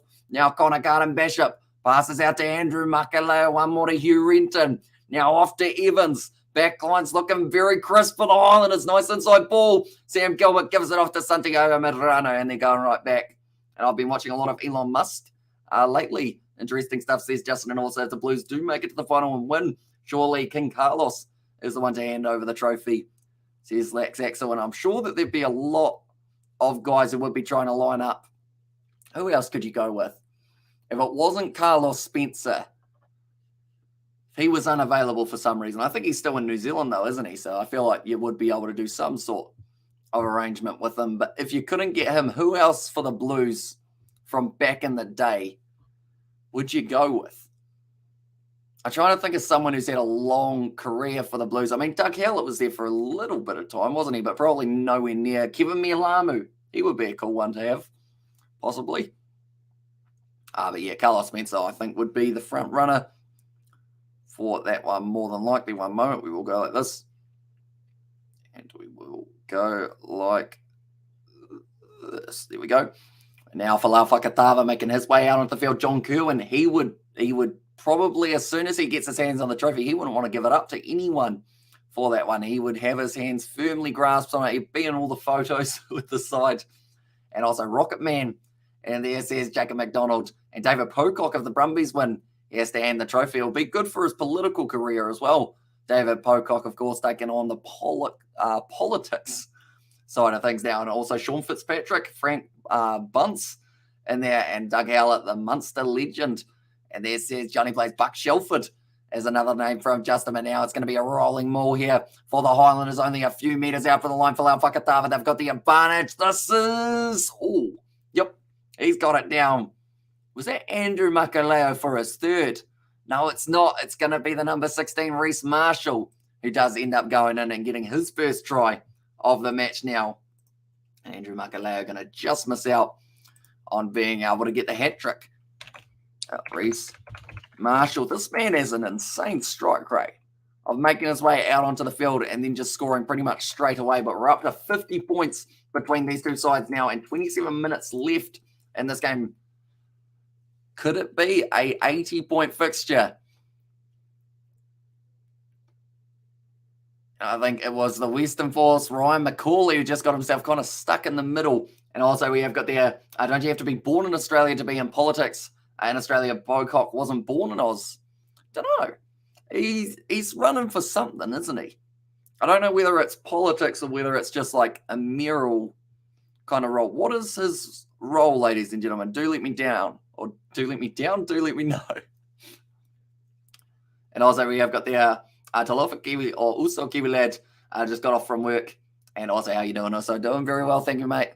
And I am excited for the games that are coming up on Saturday. We have got the Fijian draw up against Moana Pacifica as the first match, then Reds versus Blues, and then it will be the match after that taking place. That one from Sam Gilbert hits the post, goes over, and that will now make the score 42 points to 10 in favour of the Highlanders. So a very good performance so far from the home side, and also nice work. And I remember Tim Horan being one of the first international players born in the 70s. Says David Amodeva, Santiago Marano. Had his ankles taken out from underneath him by Reece Marshall, it was, the try scorer. Now Richard Kahui find a little flick pass out the back. Now Kyle Godwin goes on the outside to Ryan McCauley, who's got a bit of toe for himself. But Josh Dixon gets straight on the ball. Pocock is running as an independent in the Senate. Sorry. Top bloke hope he wins.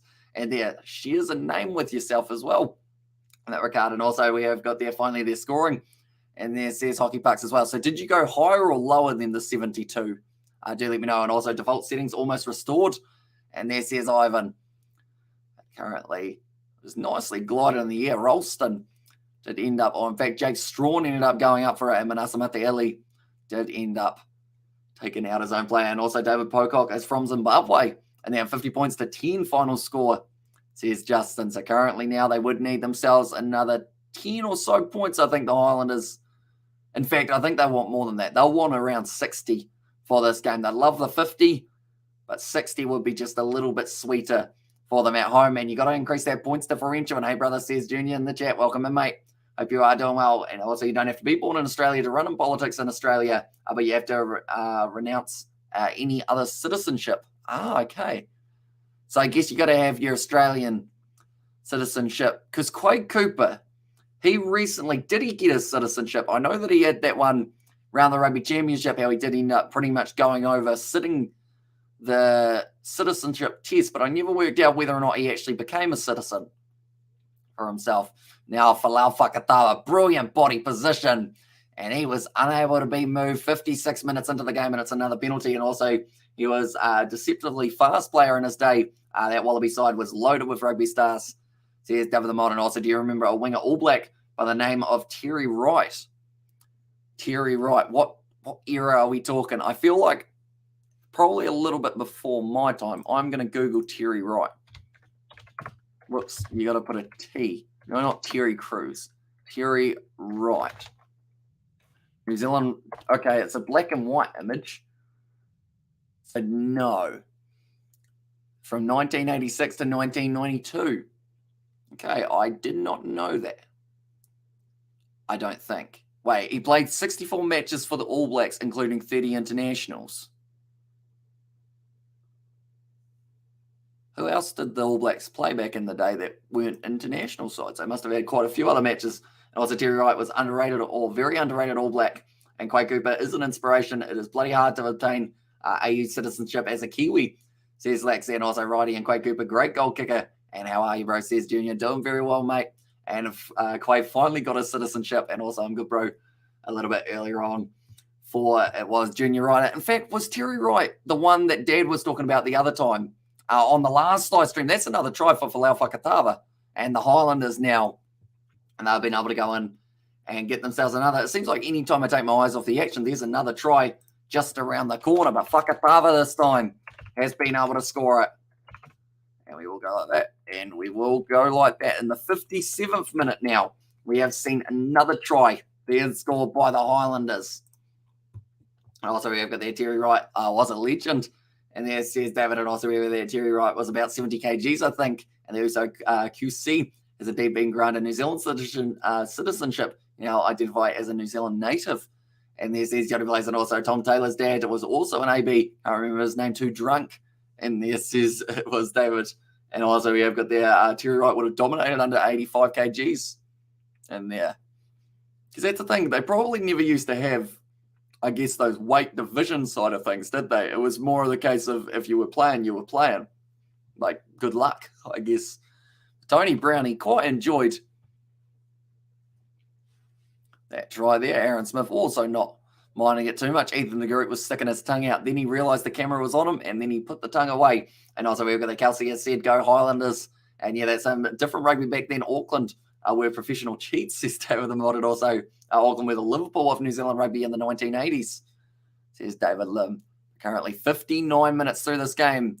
There's 49 points on the board now as that kick from Scott Gregory has gone down the middle. He has been kicking very well. I don't think he's missed one today. 7 from 7 for the Highlanders. And I think that was the winning combo, having having Sam Gilbert as your number 10 and come on 60 points. There's Max and also Canterbury are Man United. Quaid's problem with spending too much time playing overseas. You have to be an actual resident for a certain amount of time, says David. Because, yeah, I guess playing in France, playing in Japan, I think 2 Western Force players just took each other out. And it resulted in them not getting the ball. And instead, the Highlanders have now got it, although it's been kicked out onto the Western Force side and it's being picked up by Billy Harmon. And the Highlanders look like they're going to have another attack. Celtic and Pats also. And I reckon now Highlanders is going to reach 60. Says Louis, there is a very good chance that they are able to do so here because they just seem like their backline is precise and it's just working well, although that one's going to be dropped by Connor Garden-Bishop. Just not what he would have wanted. Now Jeremy Thrush with a nice run forward. Josh Dixon trying to get in the breakdown, unable to do so, having that yellow card a little bit earlier on in the match. And also I'm watching it, says Kelsey, and also I'm watching it on TV. And as well, especially with Richie and Bowden, or Richie and Barrett getting older, says Junior Ryder. And that's the thing. If you do end up making a real impact in Super Rugby level, I think Peter Fett is probably a third choice at this stage, just because of the way that he's been playing recently. He has been very, very good. And also we've got that Gilbert kid has got the goods. And yeah, it's good to see a young kid being developed, says Junior Ryder. And also great game so far. Expected the Highlanders to come out of the gate early. And also we're really looking forward to the next game. I'll be streaming my reaction to the Crusaders Brumbies game as well. So who are you picking for that game, Rugby HD? Let me know. And also Terry Wright scored some scintillating tries. A very reliable boot too. And also Gilbert has been great at 10. Had the potential as former STAC kid. STAC kid. I feel like I should know what that is St Andrews College, is it? If I'm not wrong, for SDAC. Currently, Jeremy Thrush taking a little bit longer to get back to his feet there. He's been working hard throughout this game at 37 years of age. The fact that he is the oldest player on the field, but only just, is pretty impressive. But now Thunder making his way out onto the field. One moment, ladies and gentlemen. We will quickly deal with the hay fever once again.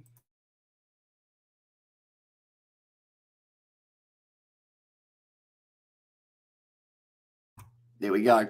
Fixing up the hay fever. And Crusaders all day have a stronger team. And anyone on here remember that famous tackle George Gregan made on Jeff Wilson in a Bledisloe Cup game back in the day? I know that it's a very famous one because Jeff Wilson blew the try, didn't he? From the one I thought you were a Christchurch boy. Everyone knows what STAC is. And there, I mean, I think it's because, like, if you had put, like, St Andrews, I would have been like, yeah, no, straight away. But STAC, I haven't heard that analogy because we've actually got a St Andrews about 20 minutes up the road from us, which is not the same one. So I think that's why, like, I don't think anyone's ever called our one St Andrews as well. In fact, I don't even think they've got a college. They hardly have a high school. I think there was a guy in our cricket team who went to St Andrews, and their cricket coach, like not the one of our team, but their cricket coach went to jail, so they didn't have a cricket coach anymore. Fun fact. There you go. And also we have got there, what's your pick for the Satyrs and the Brumbies? I think the Crusaders sneak it. Yeah, Jeff bloody Wilson in there, says David the Mob. But now Ian Pryor puts the ball in for the Western Force, 62 minutes through this game currently. And they will have themselves another backline opportunity. It's going to be Jake McIntyre now goes off into the hands of Cole Godwin. Oh, that was almost a tip tackle. You've got to be very careful because if you tip them above the horizontal, you go into the bin. That is a big man, Fabian Holland. He's been able to make the tackle nicely on the halfway line now. Manasa Mataeli goes off, still hanging on to it. It's a penalty to the Highlanders in the breakdown once again.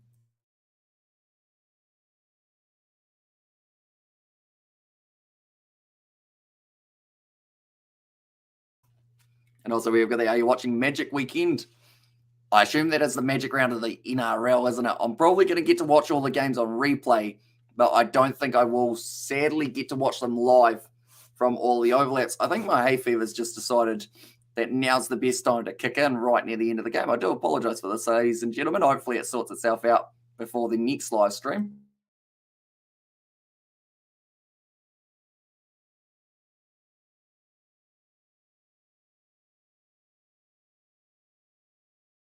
And also we have there, Terry Wright had red hair, and he had a red mustache to ginger, sorry.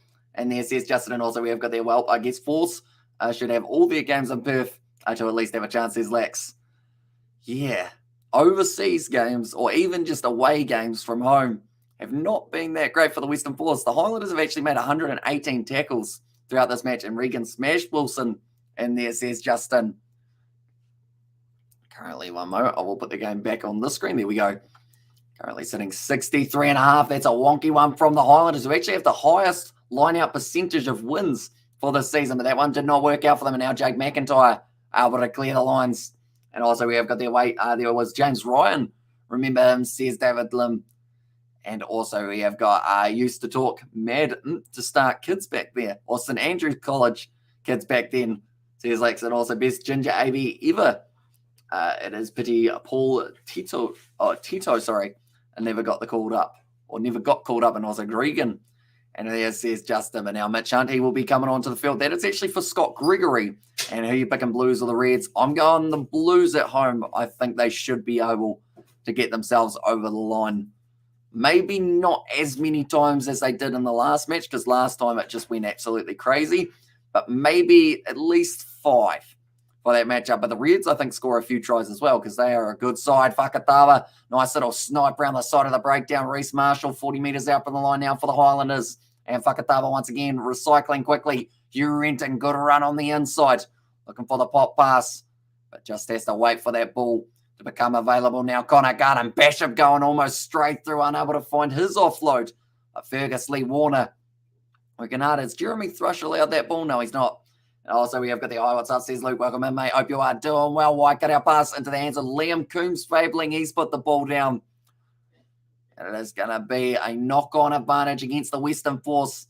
Now James Lynchus 22 metres out from the line. Fakatava goes back. Dixon now off to Mitch Hunt, his first touch of the day. Off to Connor Garden-Bishop cutting on the inside. The Highlanders only look about 2 passes away from being able to get themselves over the try line once again. Billy Harmon takes the carry. Let's tackle well by Ryan McCauley. Now Reece Marshall goes back into the hands of Thomas. Sumang and Jensen unable to make his way through a gap in the Western Force defence. This is probably one of the stronger moments of the defensive side of things for the Force throughout this game. Now Fakatava goes back across to Dixon. Now Ma'u. Let's get himself another one. 5 phases in. Fakatava. Now, Mitch Hunt's just given the ball straight into the hands of Manasa Mataeli. He forgot who he was playing for back in the day. Those two were Crusaders teammates. But unfortunately, I mean, I'm going to sound pretty harsh. Mitch Hunt came on the field and now it seems to have gone a bit wonky for them. But, and of course, O'Connor and Paisami return against the Blues. Result won't change though, says Lax Axel, and also Paul Tito the Bull. What a legend. And also Brian McKenzie. Or McKinney, hopefully I said that correctly. Funnily enough, Southlander like Goldie. And then also went on a lads' night out in Auckland one time, saw Terry Wright outside a strip club.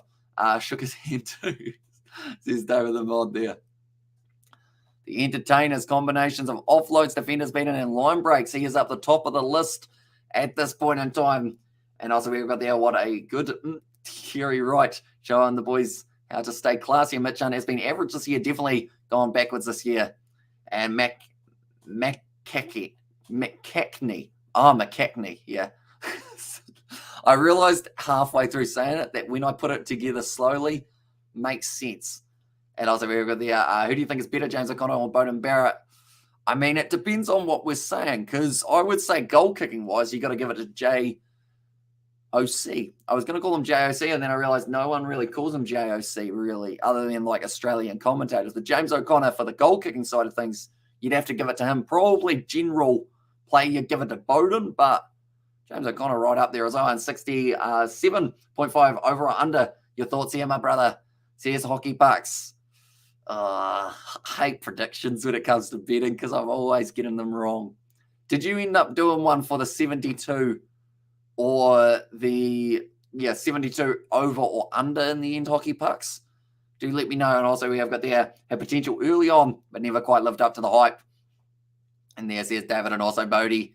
Says Lax. Now Fakatava, first receiver, goes back across to Gilbert. Now off to Liam Coombs Fabling. Ball on the outside from Mitch Hunt goes off to Connor Garden-Bishop. It's going to be held hard by it was Kyle Godwin. Now Fakatava goes back into the hands of Sula Ma'u. Take a big carry. Now advantage back on the side of the Highlanders. Fakatava goes back to Josh Dixon. Now Josh Timu does end up finding the pass off in the midfield. He's been relatively quiet. It's going back for the penalty. And John Gallagher was a pretty handy redhead. All Black won a World Cup as fullback. And then how far are you from the Makiki chip factory? Probably about 15 minutes, somewhere around there. I did have Makiki fries for tea. There you go. And also we've got there faced the underarm ball. And there says William, and also we've got the Aussies are lucky to get playing on 3 test series again. And also we've got the wish ABs could have that. Yeah, it would be great to see it happen a couple times before the World Cup, which it doesn't seem like it's really going to, unfortunately. It seems like we will be missing out a little bit more. And also we have got their fishing is a great experience, and it's good when you do catch a good fish to eat, says Jackson. See, that's probably my problem. I don't really catch too many fish overall. I throw the rod, well, not the throw the rod. No wonder I'm not catching them, because I'm just chucking the rod away. But throw the line in, nothing really goes for it. I normally catch it on some sort of shrubbery and then lose my lure. And that is what my fishing experience is. They're actually checking upstairs for something here by the sounds of it. And also we have got the wholesome staple Makiki fries. And it says Johnny Blaze, and also driven through St Andrews and the Canterbury a few times. A lovely place by the sea, says David Lim. And also didn't Gallagher play for the Warriors in their formation in year 2. Oh, Feliti Kai too might have made a bit of contact to the head of Saula Ma'u. And then also we have got there throw the rod funny guy, says Jackson. There's yeah. It's only happened once, I think, if I'm not wrong. Maybe. Have I? No. Not literally thrown it, but I've had my rod snap. Or not snap, but like the top part came out of the bottom part.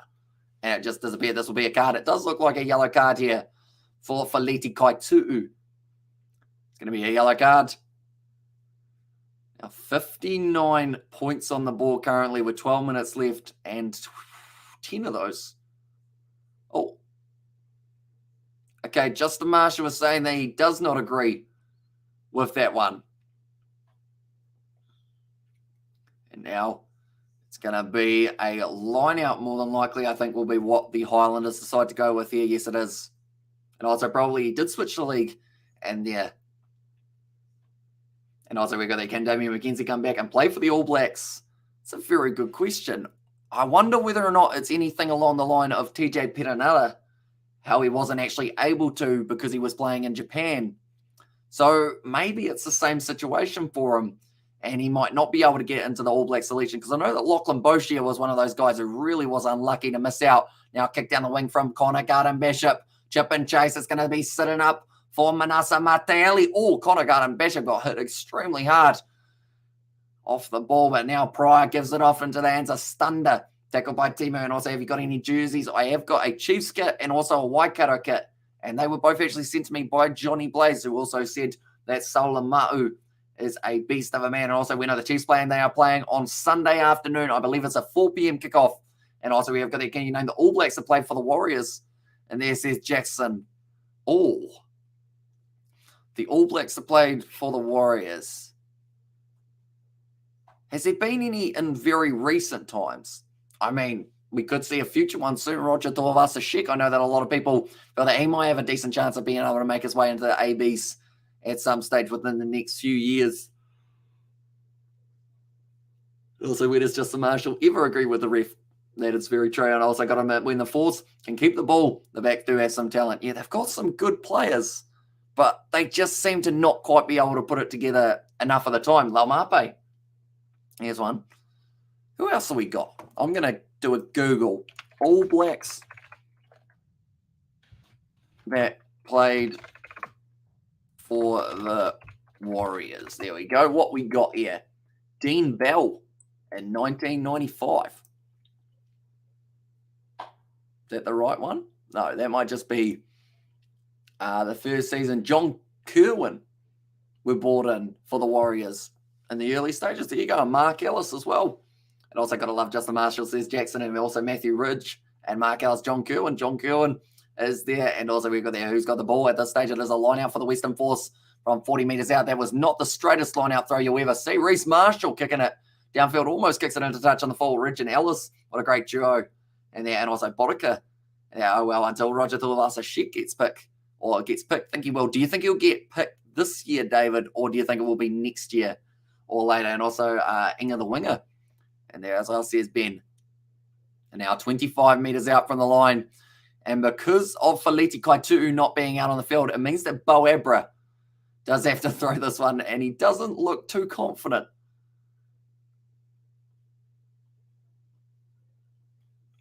Okay, that was interesting work from Bo Abra. Actually, that was not ideal.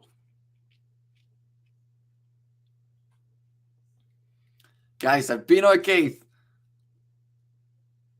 he was asking for them to get that one right. So they did set, and then they just threw the ball up while Ben O'Keefe was in the middle of the line out. So he almost got crushed by a couple of the players. But he was saying, if you do want to take it quickly, get it right next time.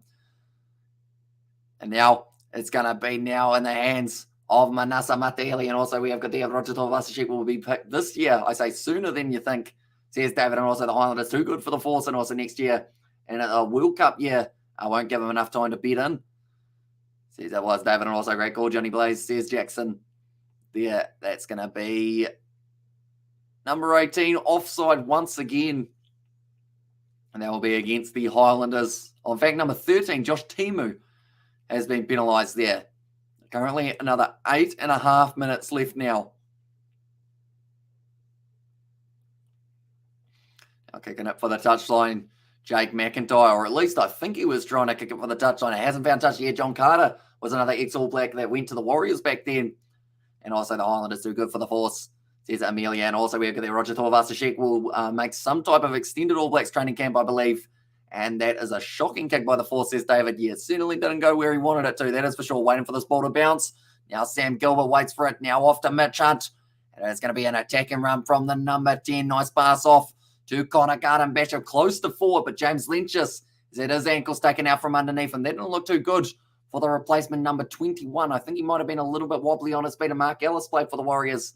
And then also Brumbies must win tonight, although unlikely.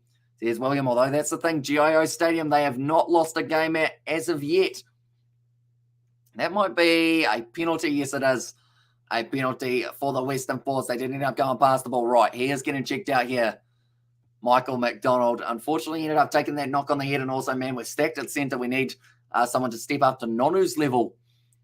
Oh, yeah, he gets a knee on the side of the head, and he will be probably off the field for the rest of the game, unfortunately, due to that head knock. So he is getting taken off. Is he? Okay, they are going to be taking him off. So now Ian Pryor will make his way back out there. Highlanders score one more. If they do get one more, they get themselves the 50 in this matchup. And also Roger Thorvasashek will make the ABs his contract with Will. Will have guaranteed his All Black selection. The fine print to make most of New Zealand Rugby's $1 million investment, or make the most of it. See, that's the thing. When you think about our centres currently, you got David Arveli, Quinn Tupaia. Who else we got? Did I say Rico Ioane? I think I did. No, I didn't. Rico Ioane, Jack Goodhue. There's too many that we've got at the moment in the centre department. My mind's gone completely blank, but we've got about 3 or 4 more. And then you've got the up-and-coming players like an Umaga Jensen or a Nankerville. Probably won't get that opportunity. Who else we got? We've got a couple more number 12s and number 13s. Braden Enor is another name that wasn't there recently. Also, what do you think of agent Bazza BMAC becoming England's Test cricket coach? I'm interested to see how he does end up going because,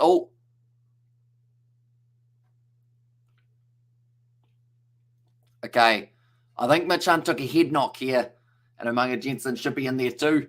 And also New Zealand Rugby should move Heaven and Irv to bring Mape home. That number 12 jersey misses him.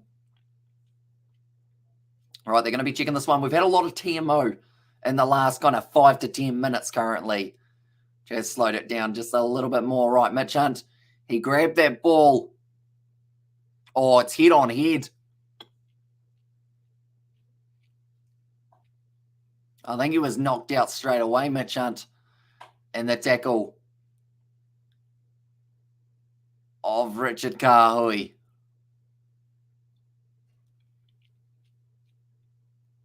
Okay, I think this is going to be a red card for Richard Kahui here. Or a yellow. Okay, it's going to be a red card. Real talk, Johnny. And Anton Leonard-Brown, that is the other name that I should have remembered for that midfield. Also, red says David. And also, we haven't settled on a midfield combination. That's a huge problem, says William. Yeah, we've got a lot of rotations going on at the moment. Whether or not they're going to go with the Rico and Anton Leonard-Brown combo, I think is probably, or I think Goodhue and Rico Ioane is probably the one that they'll be looking at as a possible option. But I believe this tackle from Richard Kahui, I mean, he tackled with his face.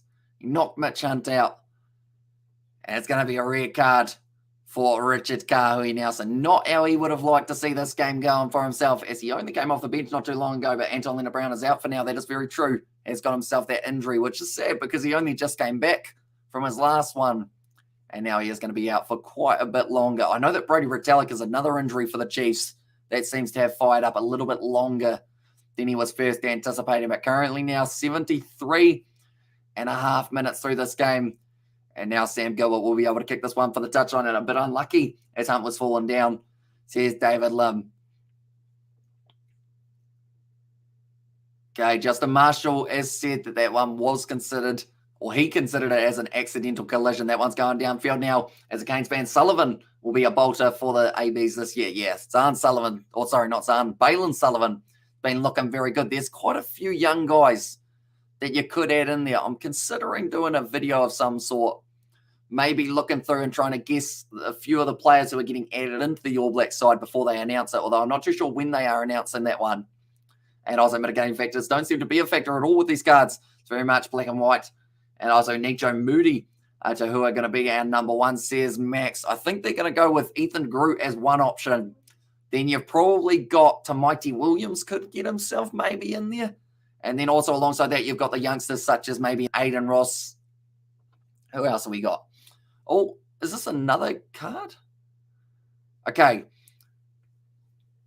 So the next offside penalty against the Highlanders is going to be a yellow card. Now, don't forget, Roger Tuivasa-Sheck is the utility player. He can play anywhere on the back line, says Jackson there, and also backs are fine. It's our forwards, which need a bit of work, says David. But Mitch Honey is sitting next to Bryn Evans, and he will not be able to return for the rest of this game. So I believe we've had about 3 or 4 HIAs throughout this match, and also a few cards along the way as well.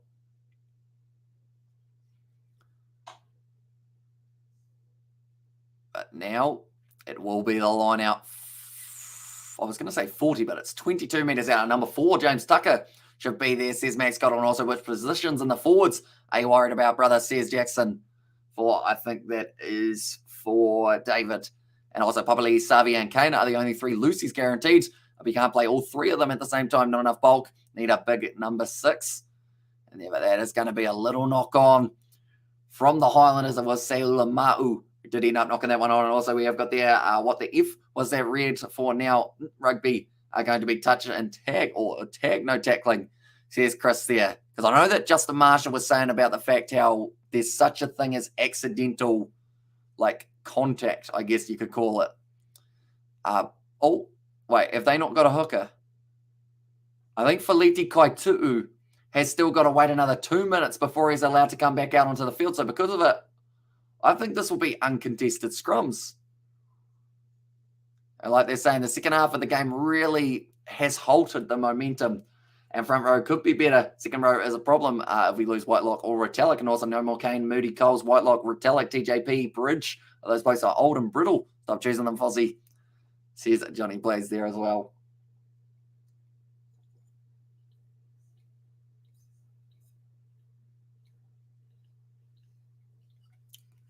So the Waratahs, they are going to be the next challenge for the Highlanders. And then after that, it will be the Rebels. And also need their experience, though. Here's David Lim. And then the Western Force, it will be their game up against the Chiefs. And then their game up against the Hurricanes. So a bit more of a tough finish for them. Big room and love as a bolter in there, says William. Yeah, I do like what that man is doing lately. Is he currently injured? William, do let me know.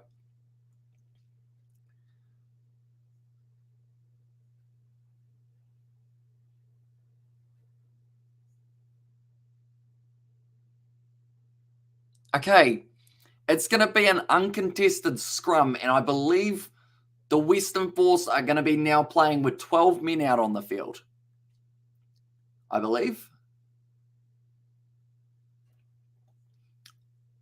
I think that's...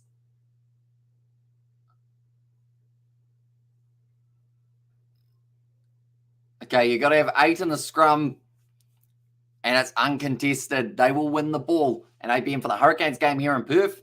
Too late for a game, says Chris Seo there as well.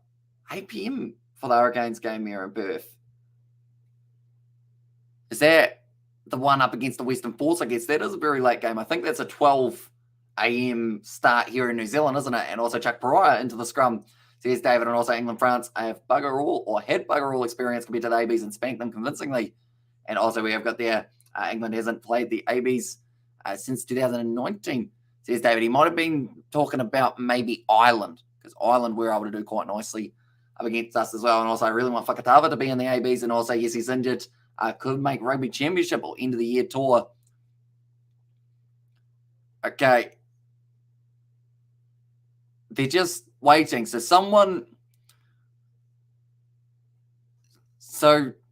Santiago Medrano is now going off the field. That was a very long stoppage to work out how many players they are going to have out on the field for the Western Force. I have no idea what is going on currently.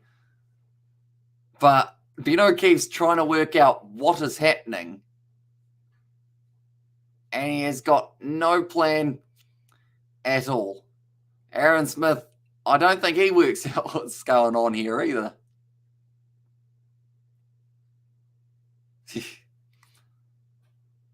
Aaron Smith, I think he's pretty much just saying to the camera, like, why have they not started? And also we have got there plenty of experience. Says Jellylays, and also we have got there the Landers are shaking their heads on the bench, and also Aaron Smith is trying not to laugh. That was a very long uncontested scrum, but I believe it's 12 on 15 currently for the Western Force, or they might have 13. It's very hard to tell from all the little changes that they did end up making. But now it is going to be a penalty to the Highlanders. That was very quick. We're not releasing. And now I think that means they can go back to 13 unless Highlanders pick a scrum. So they might as well pick a scrum here. Uncontested, you're guaranteed the ball, but I think they're going to kick it for touch instead now. And 50 points to 10 was a good guess, Dad. And there says Jackson. Currently now, it is going to be kicked towards the touchline from Sam Gilbert. He does not find touch. That's about the 5th one today that we've had that hasn't quite found the touchline. Now, Rezan Pasatoa running sideways. 3 minutes left in this game between the two sides until we are going to be, I guess, ready for the next game. I've just realised what the next game is. It's going to be Crusaders Brumbies. You know how when you're like in the middle of a game, you forget about the other ones. But this one now is only a couple of minutes away from us getting to see a top of the table clash. That's going to now be back on the side of the Highlanders, both sides in the top 4 for the Brumbies and the Crusaders. I should mention that's kick forward from Billy Harmon. Little bit of the silky skills. He's got the pace. I almost said something else there. He's got the speed. Oh. Okay, they're checking to see whether or not this is forward, and also those cards are ruining some of the games. I know some are necessary, but some are accidental. And then Ireland may have problems with UK finals and having a full-strength side. And also we've got their Harmon with the double. So here's David, and also we've got their good, decent performance by the Landers. Mean the Force are average, but we have to play the team in front of us, and the Landers were far too clinical. Some great stuff from Marina Makele too, and Thomas Umaga Jensen. Billy Harmon, he's got that one. And Billy Harmon does end up picking up a try in this matchup. It's interesting because I did mention earlier on when someone said, will Marina Makele too get himself a hat trick? I said that he won't, but there will be another loose forward who does end up scoring the try. And luckily, Billy Harmon has saved me there because he is actually the loose forward. They did manage to get it. And also we've got that very educated left foot there and get Harmon into the Wellington Phoenix. And they might do all right for them. Looks like he's got decent fitness as well. Scott Gregory. Oh, sorry, not Scott Gregory. Sam Gilbert has been very good with his kicking. And now the score is 56 points to 10. Urena just ran into the cameraman as he did not quite see him. But currently now only 50 seconds left. I don't think... Will they go for another attack here? 66 points on the board, maybe. Could be worth a crack. Now it is going to be put up high. 46 points difference between these two sides, and the Highlanders would love to be able to win it by 50. It's a knock-on. So because of it, it does mean now it will be back to the uncontested scrum. Although Feliti Kaitu actually is now back out on the field, so that is good news for them there as well. Hello. Did the Highlanders win? They are currently winning 56 points to 10. So they should win then. Yeah. Go the Highlanders. Also, Highlanders go for another try to improve points differential. And as I said, David, one moment, we will go like this and we will go like this. So currently for the Highlanders, they have got a points differential of minus 35. So they are actually back in the positives at this point in time. I think the only other side that really had a chance of catching them for points differential was Western Force. But unfortunately for them, after this game, with the 46 points difference, I don't think, that's going to be stolen at scrum time. Oh, it's taken back almost. That was a very nice scrum from both sides. Round the side, Billy Harmon. He is running hard with the ball and looking for the step round. Manasa Matali unable to do so. 20 metres out from the line now. Fakatava goes short side. One more out to James Lynch's. Ball on the inside. Fakatava scores it. And this will be the toughest kick of the day for Sam Gilbert. I guess, Dello, I love your support by supporting the Highlanders.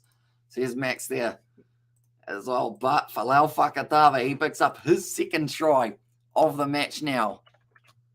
And that is right at the end of the game. Billy Harmon has had a blinder in this matchup. Looking very good indeed.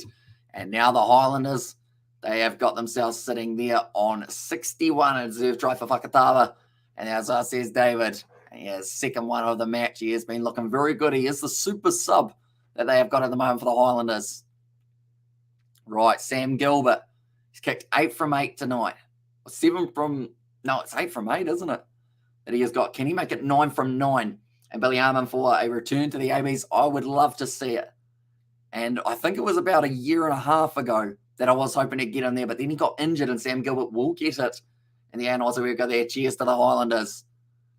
And there's over currently 61 points for the Highlanders, 10 for the Western Force. So another game we have seen a New Zealand side. Daniel Leonard-Brown playing his 100th Super Rugby match tonight. He is taking on the kick, so never mind for that regard. And also, Daniel Leonard-Brown is doing the goal kicking. And also, we have got there what was for dinner. I just had a plate of chips. That's all I had. Now, Daniel Leonard-Brown lining it up. Jeez, he's got a bit of it. And it was coming back not too badly. It was close to going over with Daniel Leonard-Brown, but he just misses it. Tell you what, if that went over, that would have been probably the most impressive kick of the day. And he's going to put this one wide left. Oh, not bad. And there says David Lim. Yeah, he got plenty of connection on it. He's got large thighs, so he well and truly struck it. But nonetheless, I guess that is going to be the end of this matchup. Daniel Leonard-Brown, that's good technique for the kicking. He was excited. He thought it was about to go over, but it did end up going away to the side. And also we have got there, do you eat anything other than chips? I do, just not normally for like live streams, just because they are quick and easy. And normally I don't feel like having a massive meal before a live stream. Normally it's after the live stream that I have what I would have for tea. So I pretty much have my tea at like 1 o'clock in the morning is my time there. And also we've got there, so that 11-point prediction, TSX there. I mean, it's 11 plus 40, I guess you'd say. I thought 11 was a bit too generous, to be honest, but it seems like that one has changed just a little bit there. At least I got the right side, and that is the main thing. I think the next game, what did I say? Crusaders by 6, so they'll win by 60 and we'll be good to go. Although on Daniel Leonard-Brown, you mad lad, and I was right, 60, yippee. And then I reckon the Highlanders have got this one, says David. I think that they have managed to do very nicely, and they should be able to hold out for the post-match interview. But nonetheless, I do thank you all very much for tuning in. If you did enjoy, be sure to leave a like and subscribe to the channel. In 40 minutes' time, we will be back for our next live stream that has taken place, and that will be the matchup taking place between the Brumbies and the Crusaders. That's going to be a big match, but we will see you all in a very short moment.